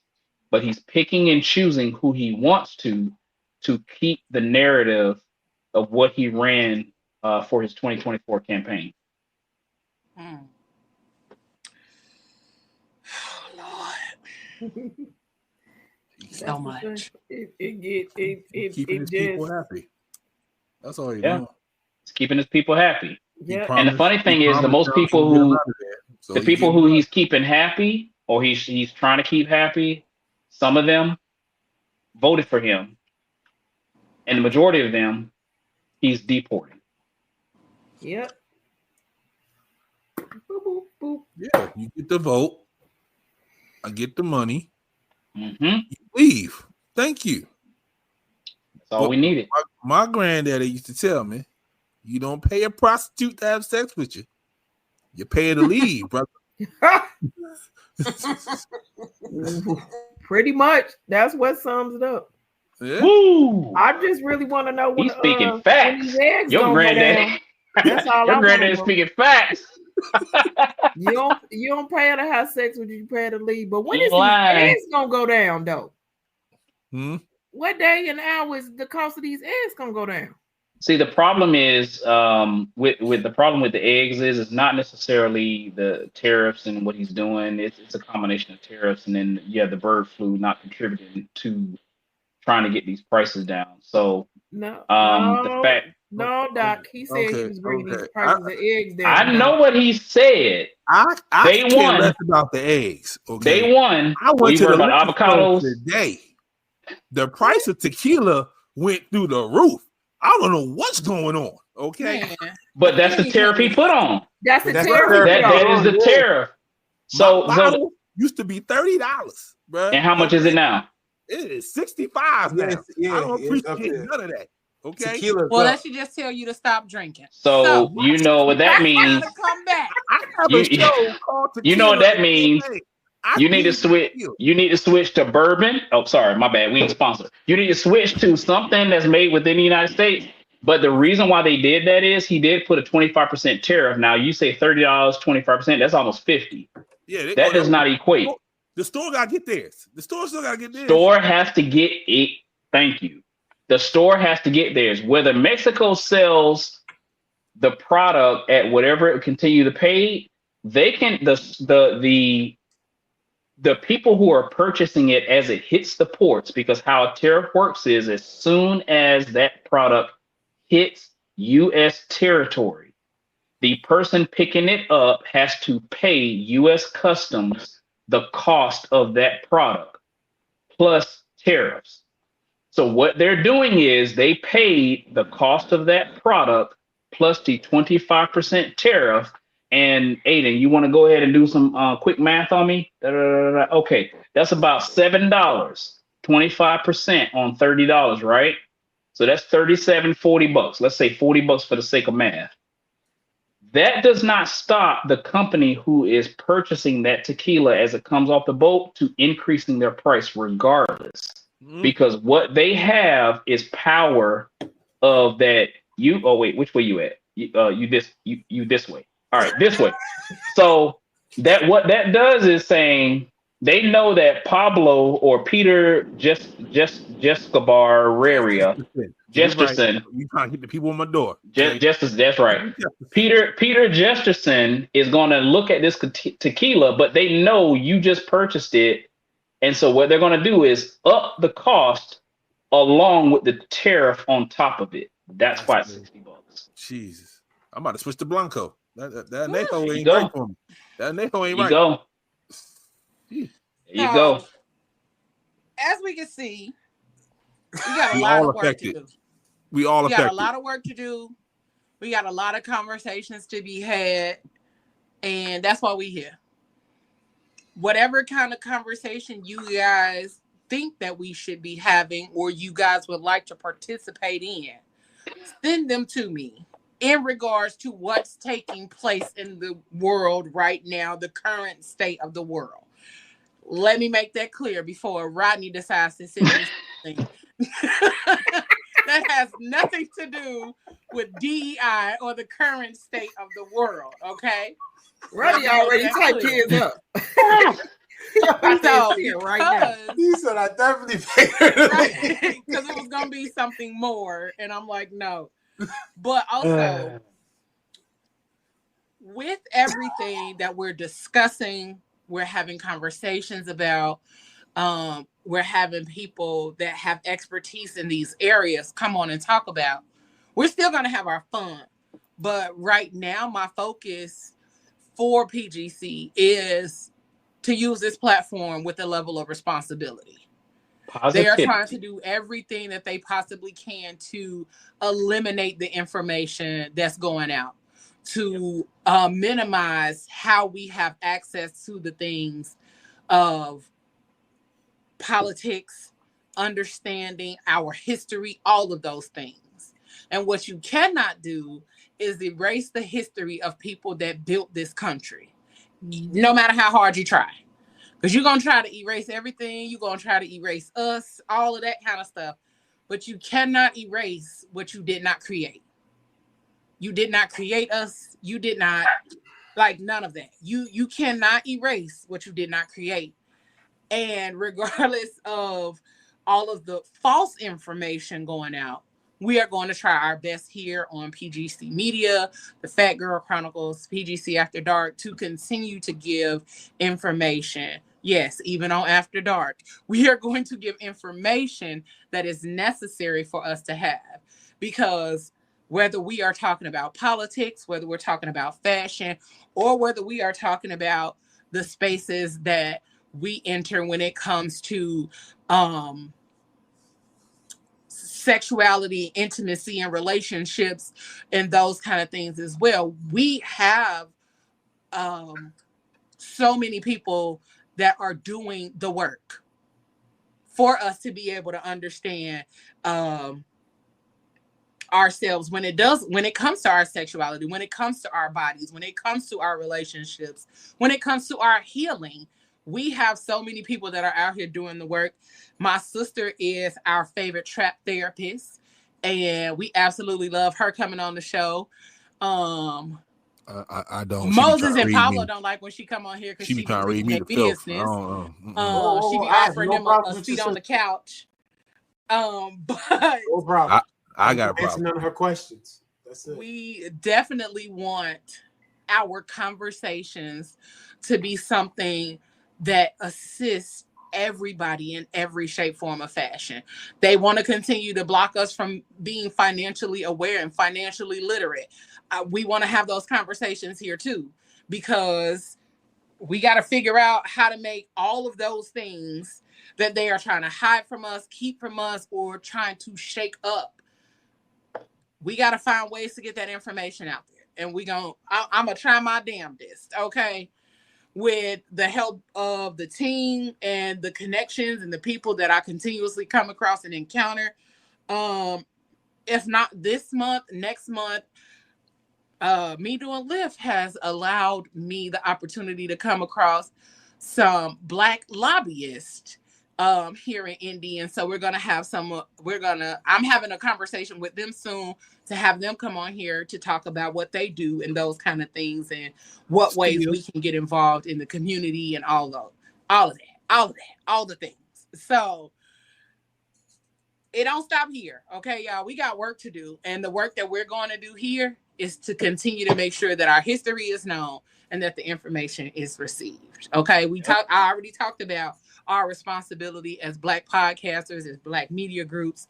We have that responsibility to put out the necessary information. We can have a good time. We can have a great time. We can have fun. We can talk about all of the things.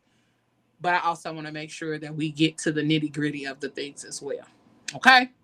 Mm-hmm. Y'all got any more questions for the DEI homegirl? Because I know my homegirl a little sad. Yeah, I got one last question. I don't know if it's going to lead us into the last bit of the conversation. How much of DEI was DEI-ing on Sunday at the Super Bowl? This guy. How about at the halftime point or the whole thing? The whole thing. We're gonna go from the rooter to the tutor. The whole thing, start to the finish.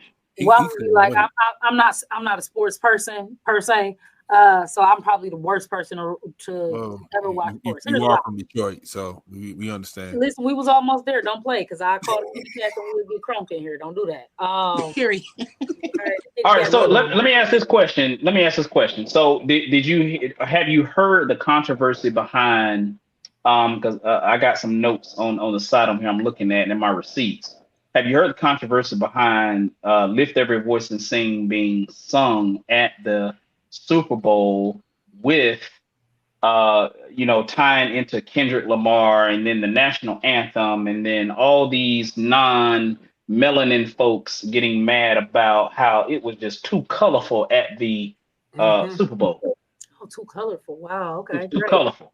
Yeah, let's go back to where they removed, the statement off of the field about not being racist, right? Because they didn't want to offend anybody. So racism. Whoa. They didn't want to offend anybody, or they didn't want to offend one person?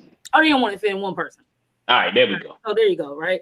So the fact that we can remove language like that, racism isn't some random concept that we came up with. It's socially constructed. We know that, but it also has real consequences. It has limited people to have access, to be mistreated, to be killed, to be harmed, just because of the ideologies people have associated with it. Because you're this, this should lead me to treat you in certain ways, right? So the fact that we even remove that from the field, when you have racist individuals who are coming in this space, right? If racism wasn't real, we wouldn't see the things that we're seeing. So the fact So that what was removed from the field? I'm sorry, I'm not a big sports person myself, so I don't really watch sports. Didn't see it. I had to go back and watch the things after the fact. So what was removed from the field? Doc, you want to share?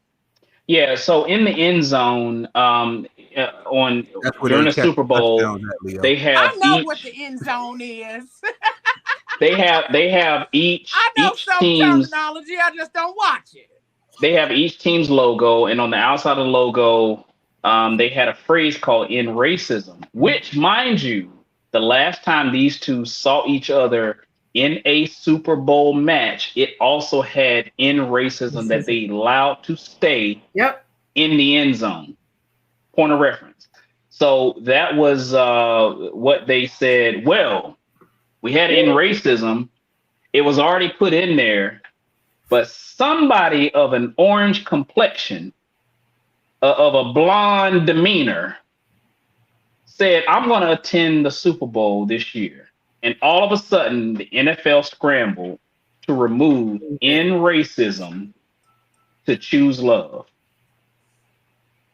There you go. Mark, I do know what the end zone is. He's talking about some no, she don't. My brothers play football. I just don't watch it. I know some terminology. Relax. Well, thank you so much for that, Doc. Right. So when we think about that language, why is it being removed? My question is, so now we're choosing love. It's funny, love is only chosen for certain individuals, right? Because as we look at executive orders from a federal and even a state level, we are literally rolling back programs that would have allowed people, right, to choose love. But again, we're in 2025 still experiencing racism. When we go back to the examples of ICE, if we're talking about undocumented individuals, why is it that certain communities are being hit hard and others are not?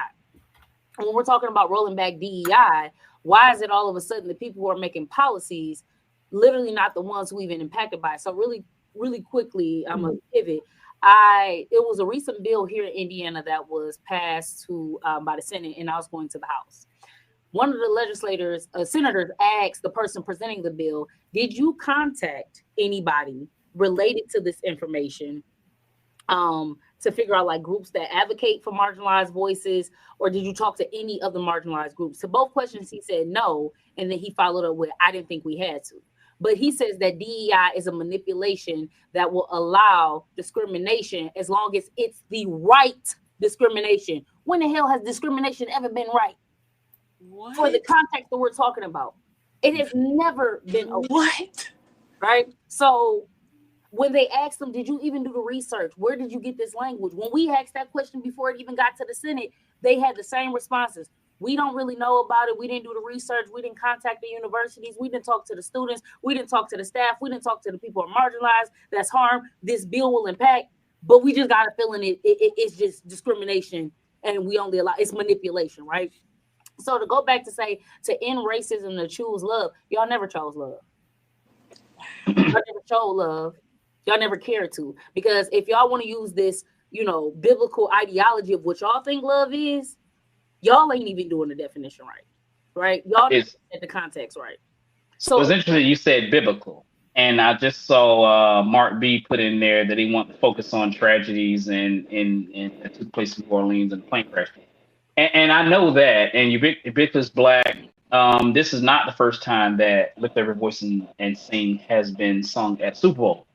But the fact that it being biblical was mentioned, does anybody know which one of these songs is a Christian hymn? I'm going to listen for you. I'll give you a choice. A, B, C. Lift Every Voice and Sing, The Star Spangled Banner, or what was my third one? that I have in my notes. My Country 'Tis of Thee. Which one of those were the most Christianiest song out of those three? Well, Let's go I'm back to from that word. Baltimore, so I know it's not Right. B. Okay. Did you say that I'm word? saying before? Star-Spangled Banner. There. Yeah, So I'm from Baltimore. It's definitely not B. I know that for a fact. correct. And you know, the reason why I bring this up and tying it back to DEI and how everybody was just so, oh my God, all those colored folks on the field and dancing and gyrating and saying all this stuff, and they had the colored guy on the piano doing the Star Spangled Banner and everybody singing Lift Every Voice. Oh my God, the Black National Anthem. Is it time for a history lesson, Leo? Can I do that right now? I ain't gonna take long. Sure. Go ahead. I ain't gonna take long. So, Lift Every Voice and Sing, for those of you who don't know, written by James Weldon Johnson.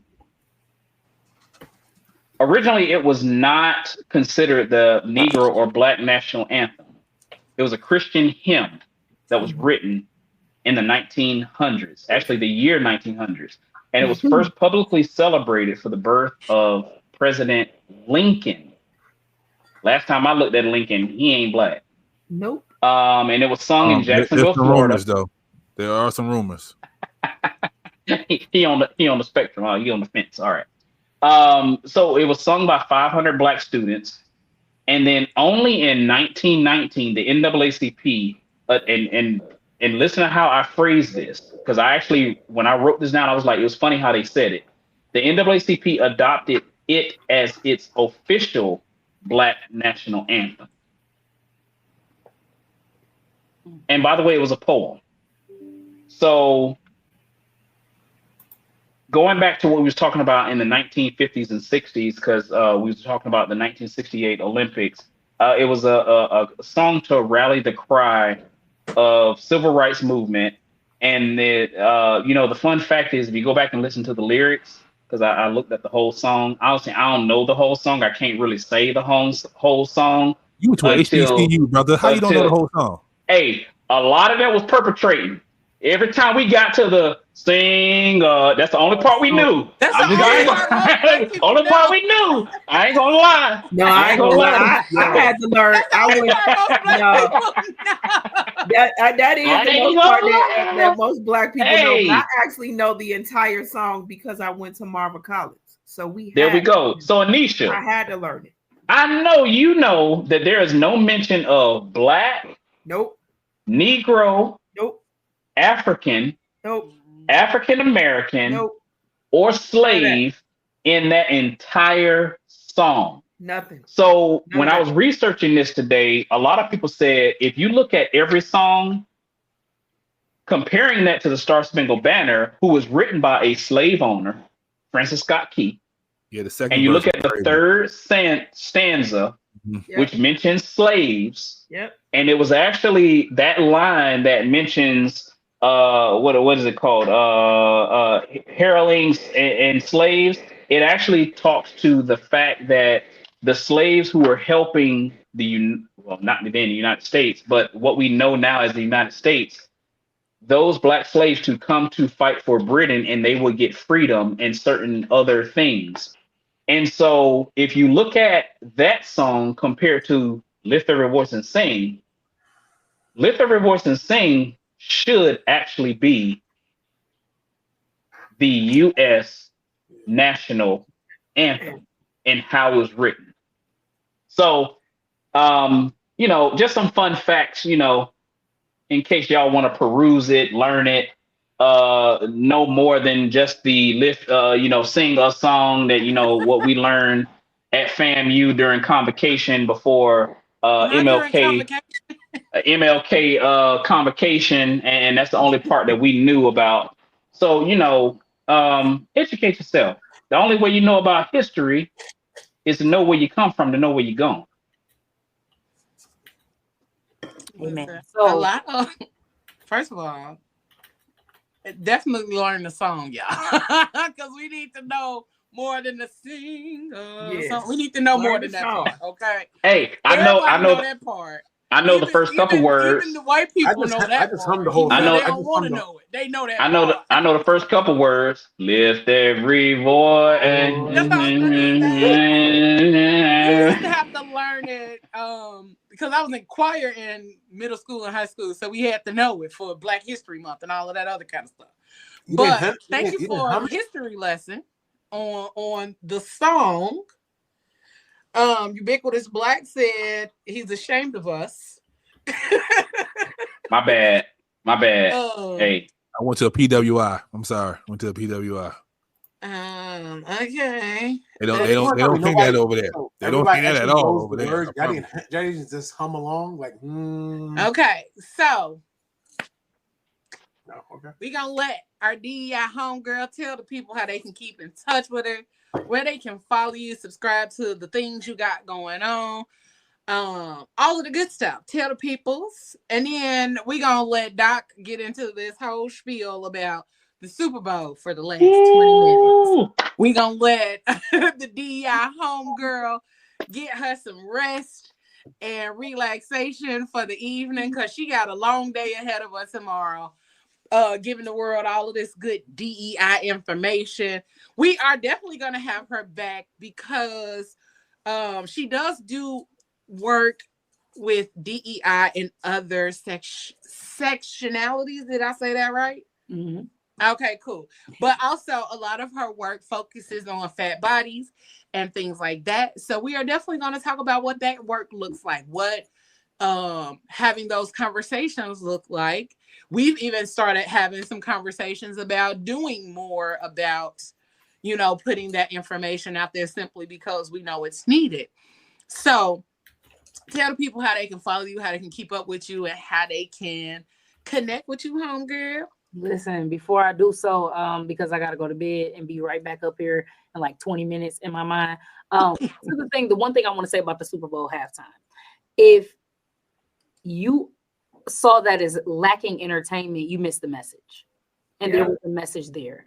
We are still in a society where we can't be very blatant about the things that we say because they still have control to provide repercussions, right? And in those repercussions, that could literally be silencing us further, cutting out more resources, right? So if you really take a look at the symbolism, we have always had to be creative in telling our message. I mean, there's even historical data showing that, ancestors used to braid maps within our own hair for us to navigate it. So this level of creativity that you're looking for that only shows up in the viral moments that doesn't have a deeper meaning, you have to move past that. Will we all agree on everything? Possibly not. But to say, oh, that was mid, it didn't teach me nothing, it's because we're so detached from our history, we don't see how we're missing the messages that are being carried out, right? And just like you said, Leo, on this platform, you have a responsibility to continue to do that. That's what Kendrick did. He took the opportunity to uplift some information that the rest of the world keeps seeing us as jokes. They keep seeing us right now. We hear it all the time. We're still slaves in chains. They just painted them gold. So now they made them look like it was okay. They've just put other things in our way. So take the time to understand the history and the value in it. But nevertheless, I am your DEI homegirl.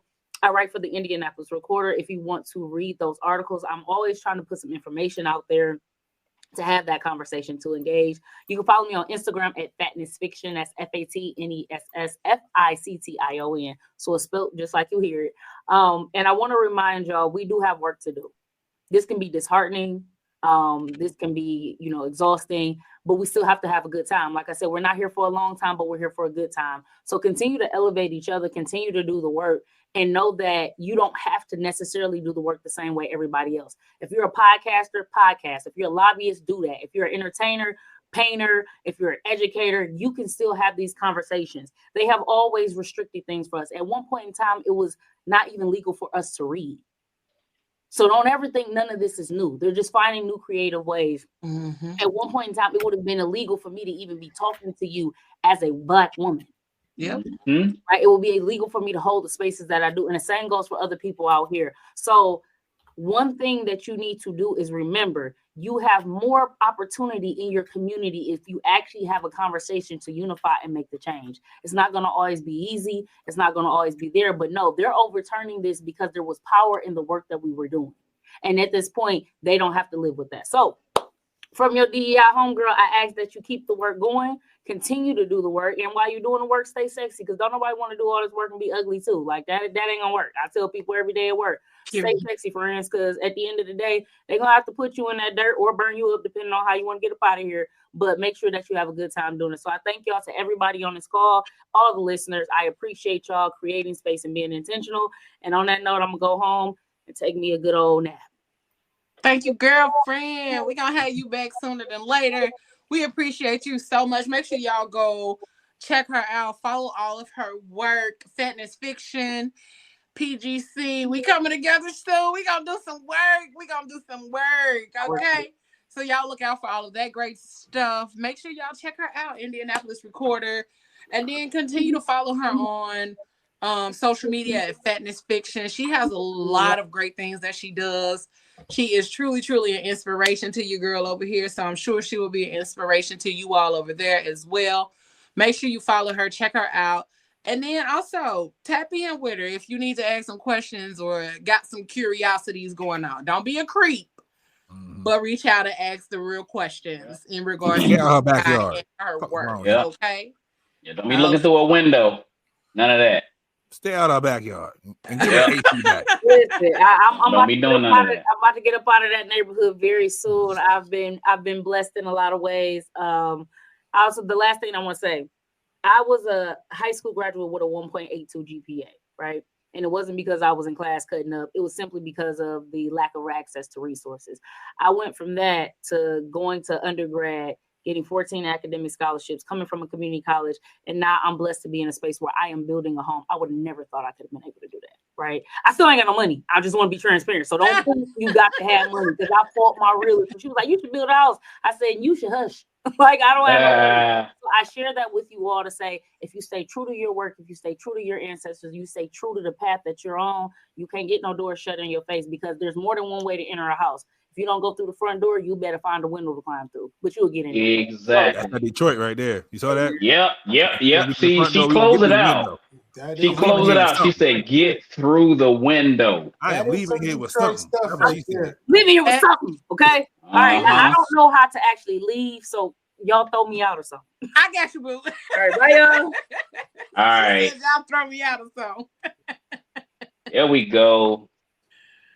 Oh, thank y'all so much. That was such a great conversation. We thank her once again so much for joining us and having that conversation with us tonight. We ain't done. We're gonna have the conversation, because I know it's been boiling on your skin and all of that kind of stuff. Everybody been wanting to have the conversation. I've even been having the conversation when I didn't even watch the damn game. I had to go back. You know what I'm saying? I had to go back and watch the damn halftime show. But before we get into that, she took my dad's mid, Leo. Before we get into that, you heard me? I heard you. That whole last part, that was my dad's mid. And she just took the whole joint. So was it mid? Was it really mid? Okay. But we one subscriber away. Thank you for Ubiquitous Blacks for always keeping the numbers. We need one more subscriber. So share with a friend, family, cousin. It's 11 of y'all watching. However you're watching, go to the YouTube channel. Hit that subscribe button.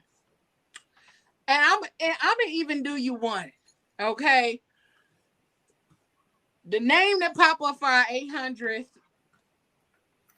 subscriber. Get a table dance. Oh. Now, I'm gonna give you a real thing. We're gonna give you I have some vouchers for trips. I got trip voucher. So the person who hit that subscribe button, I'm gonna send you a trip. If you the 800th person, I'm gonna get a notification, so you can't lie about it. Okay, I'm gonna tell you that now. Don't start lying. I'm about to unsubscribe.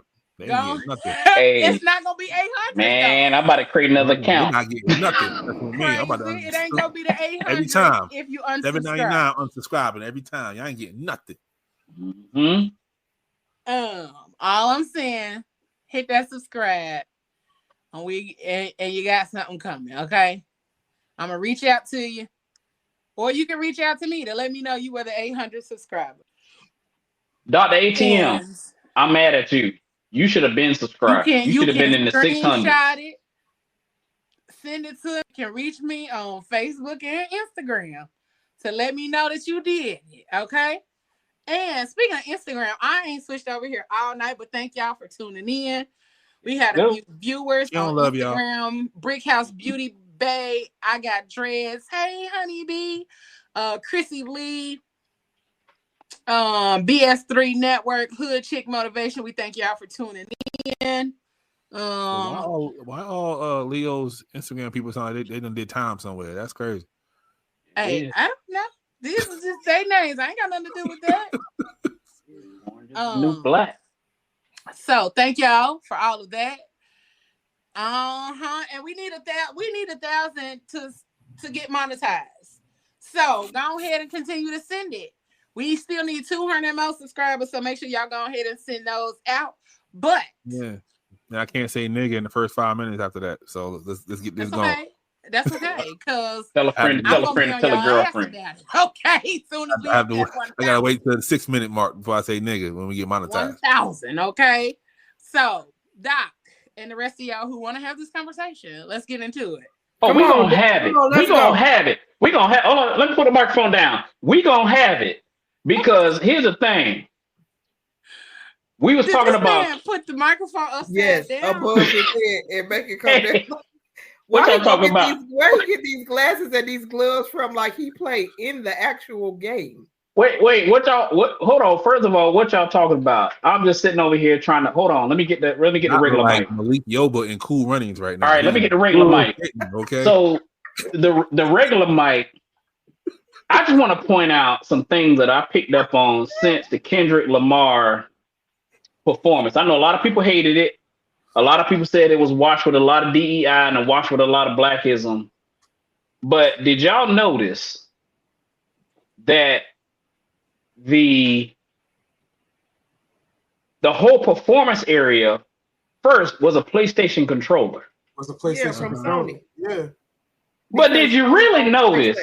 Mm-hmm. Did you really notice that when he started his performance, right before he started, each button started lighting up? Yep. Did you know what that meant? Come on, did you know what that really means? So what that meant was it was a cheat code from Grand Theft Auto for full health and armor. Go back and listen to it. Go back and look at it. Square X, circle, square, triangle X, circle, square, circle, square. It's a cheat code. My daughter told me that. And it's a cheat code for full health and armor. Yep. I asked Doc. I'm like, and when she was like, Mom, that's the cheat code from Grand Theft Auto. I said, now, why would he ask for that? Could it be that he was worried about Trump? Could it be that he was worried about Kansas City Chiefs winning or cheating? No, he wasn't winning. He wasn't worried about that. No, he wasn't worried about that.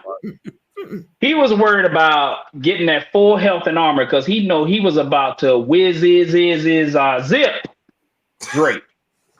And so you look at the other points to the whole performance. Samuel L. Jackson played Uncle Sam. I ain't gonna say no more about that. Then you throw in a sprinkle of seasoning called Serena Williams. Crip walking on stage. But was it significant because she was crip walking? Or was it significant because she's Drake's ex? You tell me. Or was it significant that it pretty much was saying we need to protect our black women too? That too. That too. Because what happened, I think it was prior, I forgot what year it was, but one of her siblings did pass away due to a drive-by shooting. Yep. So, and she got penalized for doing the crip walk when she won. Look here, she didn't get penalized on Sunday. She did. I gave her all her flowers. All of it. Because one, she's being penalized though. Everybody's talking like Stephen A. Smith had a lot to say about her.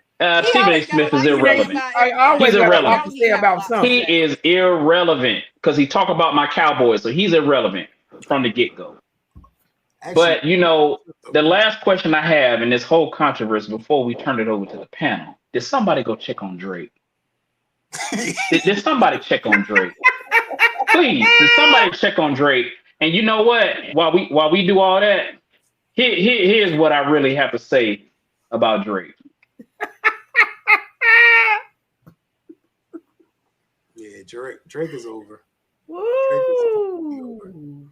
Did you say A minor? A minor. And at the end of that thing in the crowd, did you read where it said game over? Game over. Game. You know what? He even did a performance, and I don't know how true this is or what the sequence of it was. He had a shirt on where he had smoke, and it was told that he was saying, "Hey man, I give up. All the shots were fired, whatever." I don't know how true that is, but the game is over. He can't do nothing. There is nothing that Drake can do or say behind what happened on Sunday. At this point, bruh, just let it go. Nothing. Don't sit down and when he said, "Hey Drake," he was talking to you, bruh. Smile right at him. And you know what? And pretty much said, "Cause y'all like to sue." Yep. And you know what? I got a message for Drake too. Drake can't be upset. He kicked this whole thing off. Yeah. You kicked it off. And now you mad? Hey, he can be mad, but here's my message to Drake.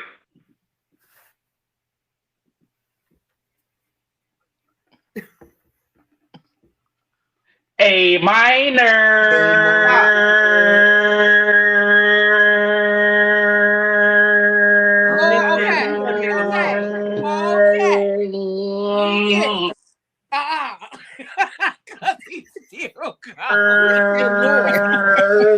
No, that's enough.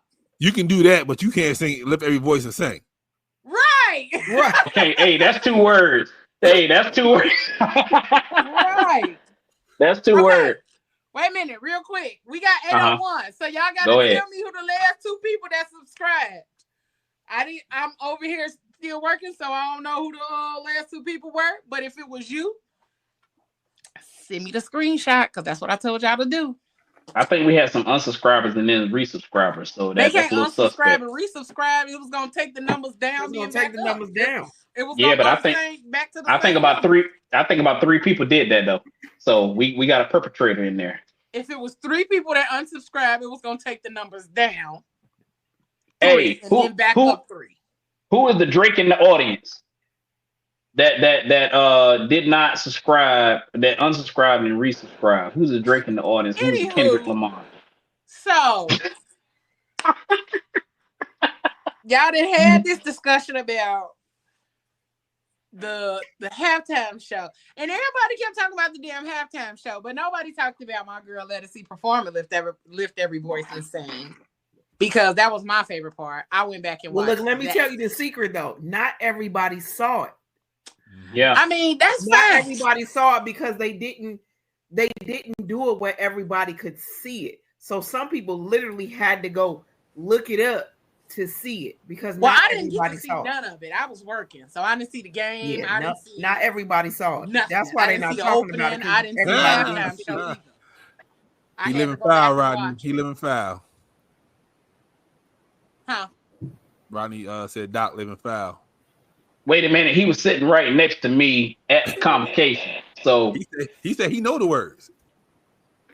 No, he don't. He definitely said he knows. That was not part of the deal, Rodney. Mm-hmm. That was not part of the deal. I don't know what you're talking about. Well, hey, who's number 800? Who's number 800? Go on and get these goodies from Leo. A lot of people don't say it like that.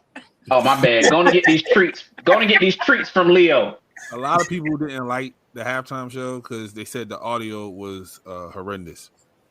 Complaining about the audio. No, a little bit it was because he kept on going in and out. He was going in and out a little bit. I talked to people who watched it on Tubi. They said it was a lag, but the audio was perfect. So take it as you Tubi definitely did have a lag. I was just gonna say that Tubi out here did they big one. Okay, they did. Tubi said, "Fuck what y'all heard about us. Let me show y'all what we're doing." Okay. Hey, we need to have some conversation about Tubi. I actually watched a video the other day about how Tubi came about. Yeah, we need to have some conversation about Tubi, but that's for another show. Yeah, Tubi, send me that. Tubi Send me that information. Yeah, I'll send it to you. you. A lot of black people. That's all I'm gonna say. There's a lot of black people getting paid from Tubi too. Yeah, Okay, a lot of people. Tubi fed a lot of black folk. So yeah, but I'll send it to y'all. Is there a butt though? Is there a butt? There's a butt. I was shocked. There's a butt. Need to see this. Rupert Murdoch. There we go. He's starting it. It's owned by Rupert Murdoch, but there's a whole story behind that. He is absolutely wild. Okay, boo. Reach out to me on Instagram, Leo Rochelle _, or you can reach out to me, the Fat Girl Chronicles, on Instagram or Facebook. Whichever one works for you, you can send it to me. But that I need a percentage of that cut, Dr. ATM, because I told. Never mind. Anyway, go ahead, do your thing, sir. Rodney. Go to sleep. Rupert Murdoch. Okay, we'll talk about it. See. Mm-hmm. On to the next one. There it is. And the story behind that is how Fox got the Super Bowl. There's more to that. And honestly, it ties into, believe it or not, In Living Color in the Wayans Brothers. But that's a story for another day. For some odd reason, I remember that being talked about when they talked about. Because Marlon keep bringing it up. Yep, that's a story for another day. Marlon on his whole press run for what's that scary movie? That's all he talking about. Mm-hmm. Well, you ain't told me about it, so but what was y'all overall take? Go and get your points off. Go and get it off your chest real quick about the Super Bowl. Drake's career is over. I mean, not over. Well, yeah, it's over. Yeah. Super Bowl. I didn't watch the Super Bowl because I don't ever watch Super Bowl. But from what I saw for the highlights and everything leading up to the Super Bowl, they put an emphasis so much on the referees cheating for them. The referees had to pull their hands back and can't do nothing because it was super obvious at the point. The halftime show, I wish he would have did a couple of hits, like a couple of more hits. But other than that, I like the show. I like the message. I like what he did. And I don't like the narrative that people are saying like the real black man won as opposed to like Patrick Mahomes not a real black man. It still was historic, 2 black men in the Super Bowl. So 2 black quarterbacks. Yeah. You know what I mean? Yeah, so shout out to them. I was about to say, what? Yeah, there's like everybody kept saying because Jalen Hurts won, the real black man won. You know. I'm sorry, no, I was gonna say, wait, it's always been 2 black men in the Super Bowl, but y'all mean specific position. Yeah. Okay. Well, here's the thing: they were in the same place 2 years ago. Yeah, exactly. Exactly. But here's the thing, and don't get me wrong, Kansas is an amazing team, but Patrick's time is up. It was somebody else's time. No, it's not. He's young. No. What I'm saying is not with. I'm not saying literally with football, but the Super Bowl thing. His time was up. It's so hard. And they have made it so obvious. Like, hey, they've been cheating. Yeah. Hey, did you like when a reporter asked you Brady with the Patriots too? Hey, look. There was no way on Sunday that they were going to win. Yeah, when the reporter asks which one of the refs is your favorite ref to help you cheat, bro, like, come on. Yeah. You shut up. Like, Patrick Mahomes' wife come out, you got to fire that reporter because they asked that question. Like, bro, like. Hey, they still got like 90-something thousand for just showing up and losing. They did. Yeah, they still get paid to lose. Well. Yeah. No, but I'm just saying, like, I'm not gonna hold you. The game was. I don't know. The first, soon as I saw the first half, I was like, "Oh, this game is over." Yeah, I don't like blowouts in the Super Bowl anyway. Blowouts in the Super Bowl was boring. I thought it was gonna be a shut. I didn't want it to be a shutout. Yeah. I didn't want it to be a shutout. If you gonna do it, shut them out. That's what I say. Yeah. Like, make history, shut them out. But I don't like blowouts in the Super Bowl. I'd rather it be close. Yeah, like no. I didn't expect that at all. The halftime show was wonderful. Yeah. Wonderful. I loved it. So, every minute of it. So I enjoyed in the Jay-Z era, right? Mm-hmm. Where does this one rank? With the Shakiras, the Weeknd, all them. Where does this one sit in the Jay-Z era? Because we can't count Prince and all them. Because that's not fair. I don't even think this one was about the entertainment part. Though. It wasn't. It had was about a message. And that's the part so much, that I think.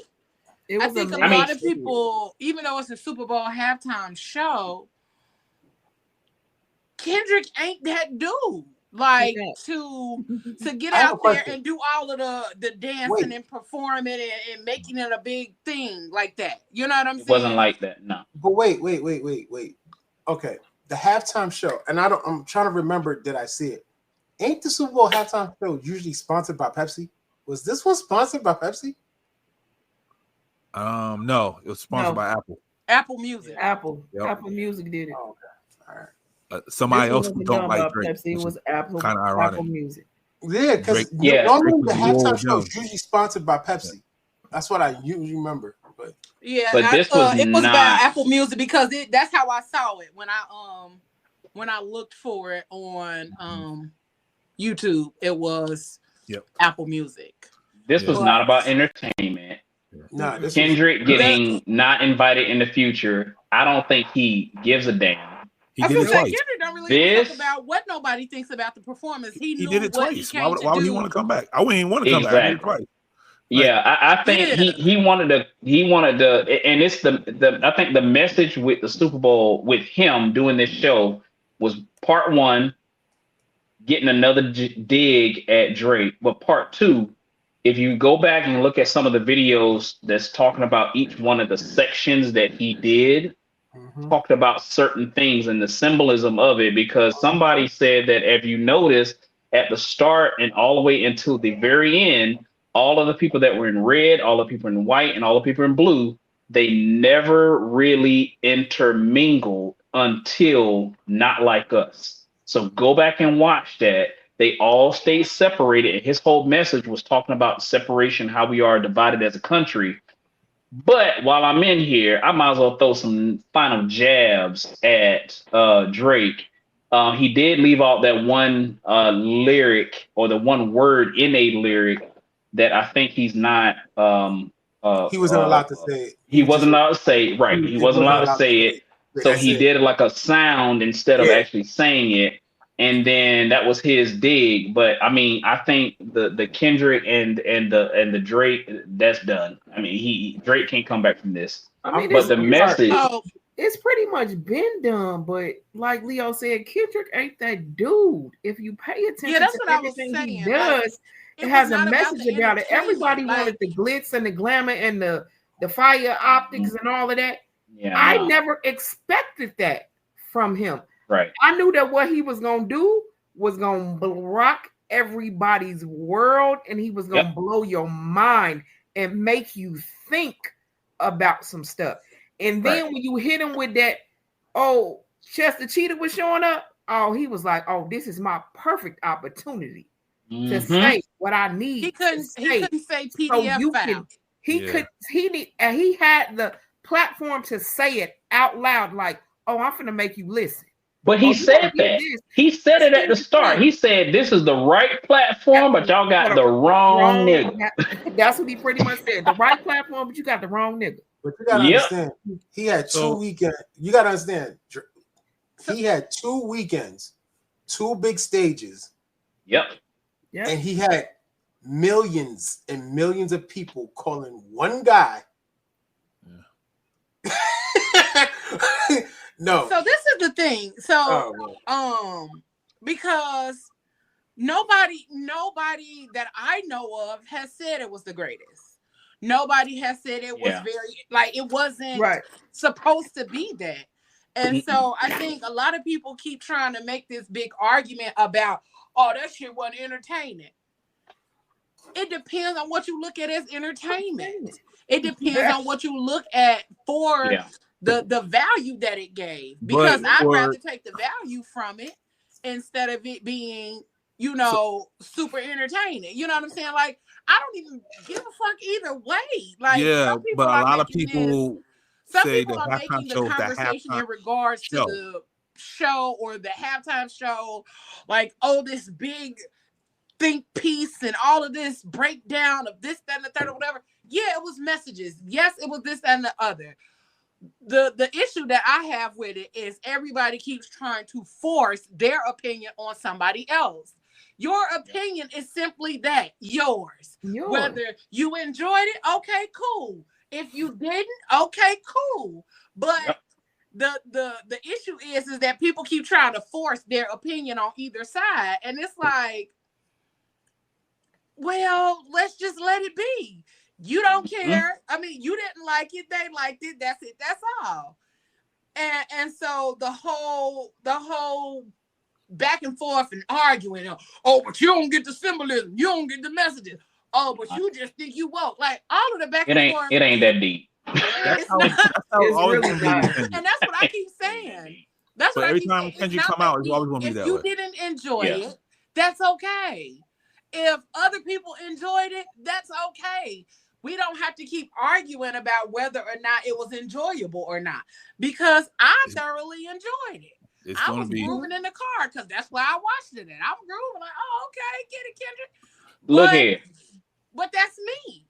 The amount of people that said a minor we not gonna put a mic drop on that performance, because at the start I was like, ooh, ain't that many people. Okay, all right, they kind of shaky. But also we have to look at it and understand, like, Kendrick is in his year. Let him have it. Everybody give him his time. I just wanted more scissor. And it wasn't his enough time. scissor. So you everybody said it wasn't enough. What, Pablo? Scissor. I need more scissor. That's all. Yeah, I would have liked to see her more, but overall, like I said, people keep trying to do this whole arguing back and forth shit about it. Let it rest. It's not that fucking deep. Oh my gosh, a scissor doctor did his thing. Shout out to scissor. Oh Lord, it's not that fucking deep though. So, y'all keep arguing. Y'all keep arguing. Y'all keep making y'all statements about it. But let people was black. It wasn't. This is my issue. It wasn't Drake driven. Like the only thing that was driven by Drake was. I don't think it was. Yeah, nah. I don't think it was Drake driven. No. Yeah, and that's the thing. Like a lot of people think it is because he kept teasing "Not Like Us," but that's not what it was about. It never wasn't about that. There's a bigger message in that. Yeah, that's what I'm saying. Like, let you people put Wayne out there, bro. You can't tell me 6 songs Wayne could have played. If y'all didn't like it, that's fine. If other people liked it, that's fine. Let it be what it was. That's not an A minor chain. That's the logo from his PG Lang. Like literally, that's the little A in the logo. Yeah. Yep. And you know what? Next year, we ain't gonna be talking about this. It's gonna be somebody else who's gonna be talking about. Like, people are ending friendships and blocking folks, and blocking folks because y'all because they didn't understand it, and you mad because this, and it's just like, look, hey man, it ain't that serious. Find you something else to do. How are folks biased? How are people biased? People have opinions, and that's okay. Like. Yeah. They can choose. Leo, we live in a world where you can't like Biggie and Tupac at the same time. Biased doesn't mean it's true. It doesn't make it factual. Leo, Mark we said live in a world want Kendrick to be a rapper instead of an artist.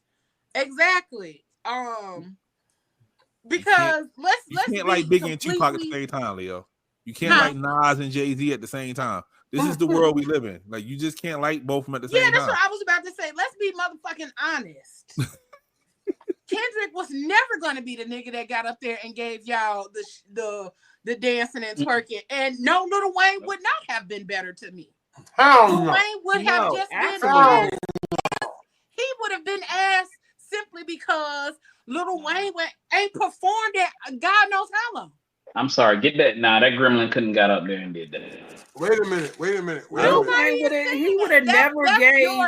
He would have I'm not gonna never argue gave that. any type of. We would have all been like, I know you fucking Let's lying. stop. Why Let's is stop. this dude on this TV? Lil Wayne No, just there was performed no on way another he big would have stage. entertained anybody. I'm No, sorry. he would have Lil brought Wayne everybody with him. WrestleMania. It would have been Lil Wayne. He would have had to and bring Prince. everybody with him. Yeah. Yeah. And he No, wouldn't have said a Lil Wayne word. Lil Wayne just performed at WrestleMania, and that was horrible. Bro, He was everything. here? Oh, Little Louisiana was Wait, horrible. that Like, was WrestleMania horrible. or Royal Rumble? No, I think it was. Which was the last one they just had? the Royal Rumble. Yeah, They he just just had performed at Royal that. Rumble here. That's why I was asking. Man. Yeah, he just performed at that, and that was horrible. Oh, We I'm like- look. He was forgetting lyrics to his own song. Yeah. And And that's also, what was was black. was We black. are You not saying. you forgetting that clarifying, he said which one, and I said it was Royal Rumble. Yeah, he just performed Rick at was the. black. You forgetting the one major factor. The man that puts all this on, him and Wayne don't get along. Him and Which Drake is don't get Jay-Z. along. Yeah, so it wasn't gonna be It would have Wayne. never happened. And we not trying to say that you gotta have a degree to understand Kendrick. You absolutely do not. Not at all. You I don't. think it's the fact that Straightforward. people pretty expected, straightforward. like Mark said, people expected Kendrick to perform like a rapper. He is He's not a not a rapper. He's rapper. an artist. There's a difference. And again, people are entitled to their opinions. Let people enjoy things. And he's that's the that first on that. rapper to Okay? have the entire halftime show to himself. Mark said it's not about not liking both. It's about one artist being for the culture when the culture needs our bright lights to speak for us. Drake has never been. He's not like us. Exactly. Dun, dun, dun, dun. But it's really a matter of we have to understand, like, it's too many of us out here not taking responsibility for the things we put out here, not taking responsibility for the things we say, and not taking our platforms seriously either. You know what I'm saying? And That's so the thing. Kendrick used his platform for what he felt he needed to do. They Yeah. kept So, saying that Whether artists you need to enjoyed talk. it or not, that's it. That's what they always keep saying. Artists need to speak up. Artists need to say this. Artists need to say that. He And said then it. when they do, this is what we get. Yeah. Yep. When artists or people in the position to have a voice use their voice, now it's a matter of, you know what I'm saying? Now it's a matter of, oh, this ain't entertaining. Cause y'all wanted somebody up there like, mammy, what did y'all want them to do? And that's, I guess, wait, Leo, I guess I've had that thought since Sunday. It's like when everybody kept saying like he didn't entertain. I'm thinking like, yeah, like Oh, what he did did- y'all want wait, them to do? hold on, let me Shut say your this. job? But what do y'all keep thinking like it clicked back to the Mammy stories and the blackface and all of that. This was not about an entertain. We ain't built to entertain people. Let's get that clear. And Drake We was in ain't blackface. clowns. We not here to entertain nobody. I ain't gonna He forget that. used his platform for a message. Yep. And that is exactly what he did. Sorry, Remy. And at what point are we going to use what we got to look? If you ain't paid attention to nothing else, let me just go biblical on you. Your tongue is powerful. You hold life and death in the power of your tongue. At what point you going to use it in the right place, in the right space? He had millions of people watching. Why wouldn't he use it? 120. Millions of people watching. Why wouldn't he use it? And then 2 million But y'all stopped wanted to watching be after the Super Bowl on entertained. halftime show. He didn't come to entertain you. Yep. With everything that's going on around us, you think he wasn't going to use that? At that point, that means you missed your shot, bro. I would have did it too. That time, in that moment, to do it. Let me get on the stage and talk about all kind of things. I would have got up there and talked. And here's the thing. The funny thing is, everybody acting Right here like with they it, talking about okay? some. Oh, well, we That's can't why I'm believe. talking about the Fat Girl Chronicles. If you gave me a stage, nigga, I'm gonna talk about it. So what are we doing? But see, the thing is, they talking about in the NFL. You know, they didn't know he was about to do that. He had to rehearse, He had to And he rehearse. had to run the show past them in and order he to get had it to done. run the show past him. Every last And one then of them. He had to three. tell them what he was doing. And he had to get it built, and he had to tell them what he was building. So they knew But exactly what he was doing. but this point right here, he teased it and then played it. And Yeah. did they stop him? No. No. That's the point. And they talking about something. Oh, when he ain't invited back in it, they knew exactly what he was He about to don't do. care. And he Wait a minute, don't who care said he's about not going And back. he don't He's not care. invited back. He got his Exactly. money, he good. They say He he's not said what he invited needed back. to say. He got his paycheck and he gone about his business. But No, that's the other Yeah. thing. that's the rumor they saying. He don't care He about gonna being come He don't back. care about If But Jay-Z they don't about that. asks get him to, paid he gonna for come. Yeah, the they don't get paid halftime for Super Bowls. performances. They actually pay. Well, They they actually- said because that was a whole discussion, I believe, last year. When was that Rihanna last year? I think it was Rihanna When last did year. Rihanna do the show? The Last halftime year. show. Yeah, it was last year because she just It had was the baby. last year. Yeah. Yeah, Yeah. because In that the was red a whole outfit. thing too that they were talking about. Oh, Rihanna came out to get that check from the Super Bowl, but she ain't made no album. But they were talking about how artists don't get paid for the Super Bowl. No, They don't. They spend money to perform at the Super Bowl because they know that's the biggest entertainment, the most watched venue in the world. In the world. And he So got a they tour coming. pay. Like, Exactly. Yeah. They don't get paid for that. No, last year wasn't that Usher? oh, somebody. Was it? Yeah, it was Usher. Oh, it last was year. What Usher. was Rihanna? It was Yeah, Usher. No, I was like, It was wait. Usher last year. I think Rihanna It was I don't it was remember. Usher, and then it was Alicia Keys with Usher in the Oh, red Yeah, outfit. and then Rihanna was. And the year then before Rihanna was the that. year before, right? Okay. right, Rihanna right. was the year before. And I ain't Yeah, gonna hold thanks, you. Moses. That Usher performance was kind of mid. Hello. Yeah, It was. yeah. And no, not the Riri. She was pregnant and all, but that was Yeah. kind of mid. Like She had that acid reflux. Down, done. go to bed. All right. Yeah, it No, is my y'all. bedtime. It is my bedtime. I'm done with y'all. What anywho, y'all? there you go. I got my mid in right there. There it is. Pablo. Squoze it in. Squoze it in.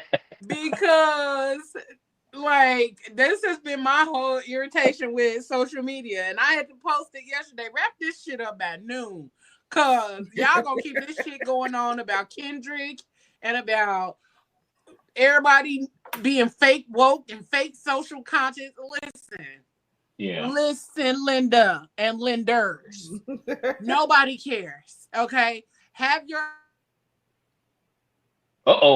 See, hey, Elon Musk done suppressed her, done cut off. Yeah. Elon Musk done cut off. There it is. There we go. There it Can y'all hear is. me? She said, Yeah, we can hear you. Yeah, you back. Muskrat done cut you off. Nope. My alarm went off. Oh. Per usual, because it's a little later. But all I was gonna say was that let people enjoy shit. Like stop always criticizing or doing the other thing or making people feel bad about what they enjoy. Don't yuck nobody's yum. Let motherfuckers enjoy what they want to enjoy. That's it. That's all. There we go. Y'all be sitting up here having all of these arguments, raising your blood pressure, and for what? For what? Just went to the doctor today. My blood pressure great. Listen. That's why? Because K-Dot put that bam, bam, bam, bam on them. And good night. Listen, we thank y'all for tuning in. Wait, Leo. Hold on, Leo. Wait, what's up? So, in the Jay-Z era, we had Shakira and J-Lo. The Weeknd, Dr. Dre and Friends, Rihanna, Usher, and Kendrick. I mean, this is better than what it used to be because it used to rotate. You can be white then black, white then black, white then black. So You know what? I'm calling for a country music genre Jay-Z era is for mid. next Super Bowl, just to mix it, give a little razzle dazzle. my man Jelly Roll. Hey, I you actually never love know. Jelly Roll. You never. Man, Hey, Jelly Roll. yeah. I love Jelly Roll. Teddy Throw in a little Swim. Post Malone in there too. Little Teddy I'm Swims. trying to tell you. Yo, Teddy Swims is killing it right now. Teddy I'm just Swims saying. is killing it right now. I Put like that on Teddy there. and giving y'all a new song. Who killing it? What you say, Teddy Moses? Swims. Teddy Swims. Swims. And then That Beyonce will would come be out dope, for a too. little whoop whoop, Yep. little shawoozy on Mhm. there. Nah, I don't know. I'm I'm trying cool to with tell Beyonce. Let Beyonce be right now. I'm cool. Nah, she got a song with Yeah. Jelly Roll. Nah, he said Jelly Roll don't love y'all. That's crazy. Nah, but I could do it like what you guys said. That whole lineup right there. I could do Yeah, it. and little shaboozy at the Yeah, end. yeah, I Oh, could we do that. good. I could We'll do be that. good. Mhm. And nobody is saying that we should all agree. The point is that if people don't agree, that's okay. Y'all get on here arguing and trying to force narratives and force perspectives and force people to see shit your way. No, we can agree to disagree and move the fuck on. Everything's Nobody is content, saying we Leo. gotta agree on everything. What you say, Everything's Pablo? content. Everything's content. That's all. Right. I mean, I'm just like y'all up here ruining friendships and blocking folks. Like that goddamn deep.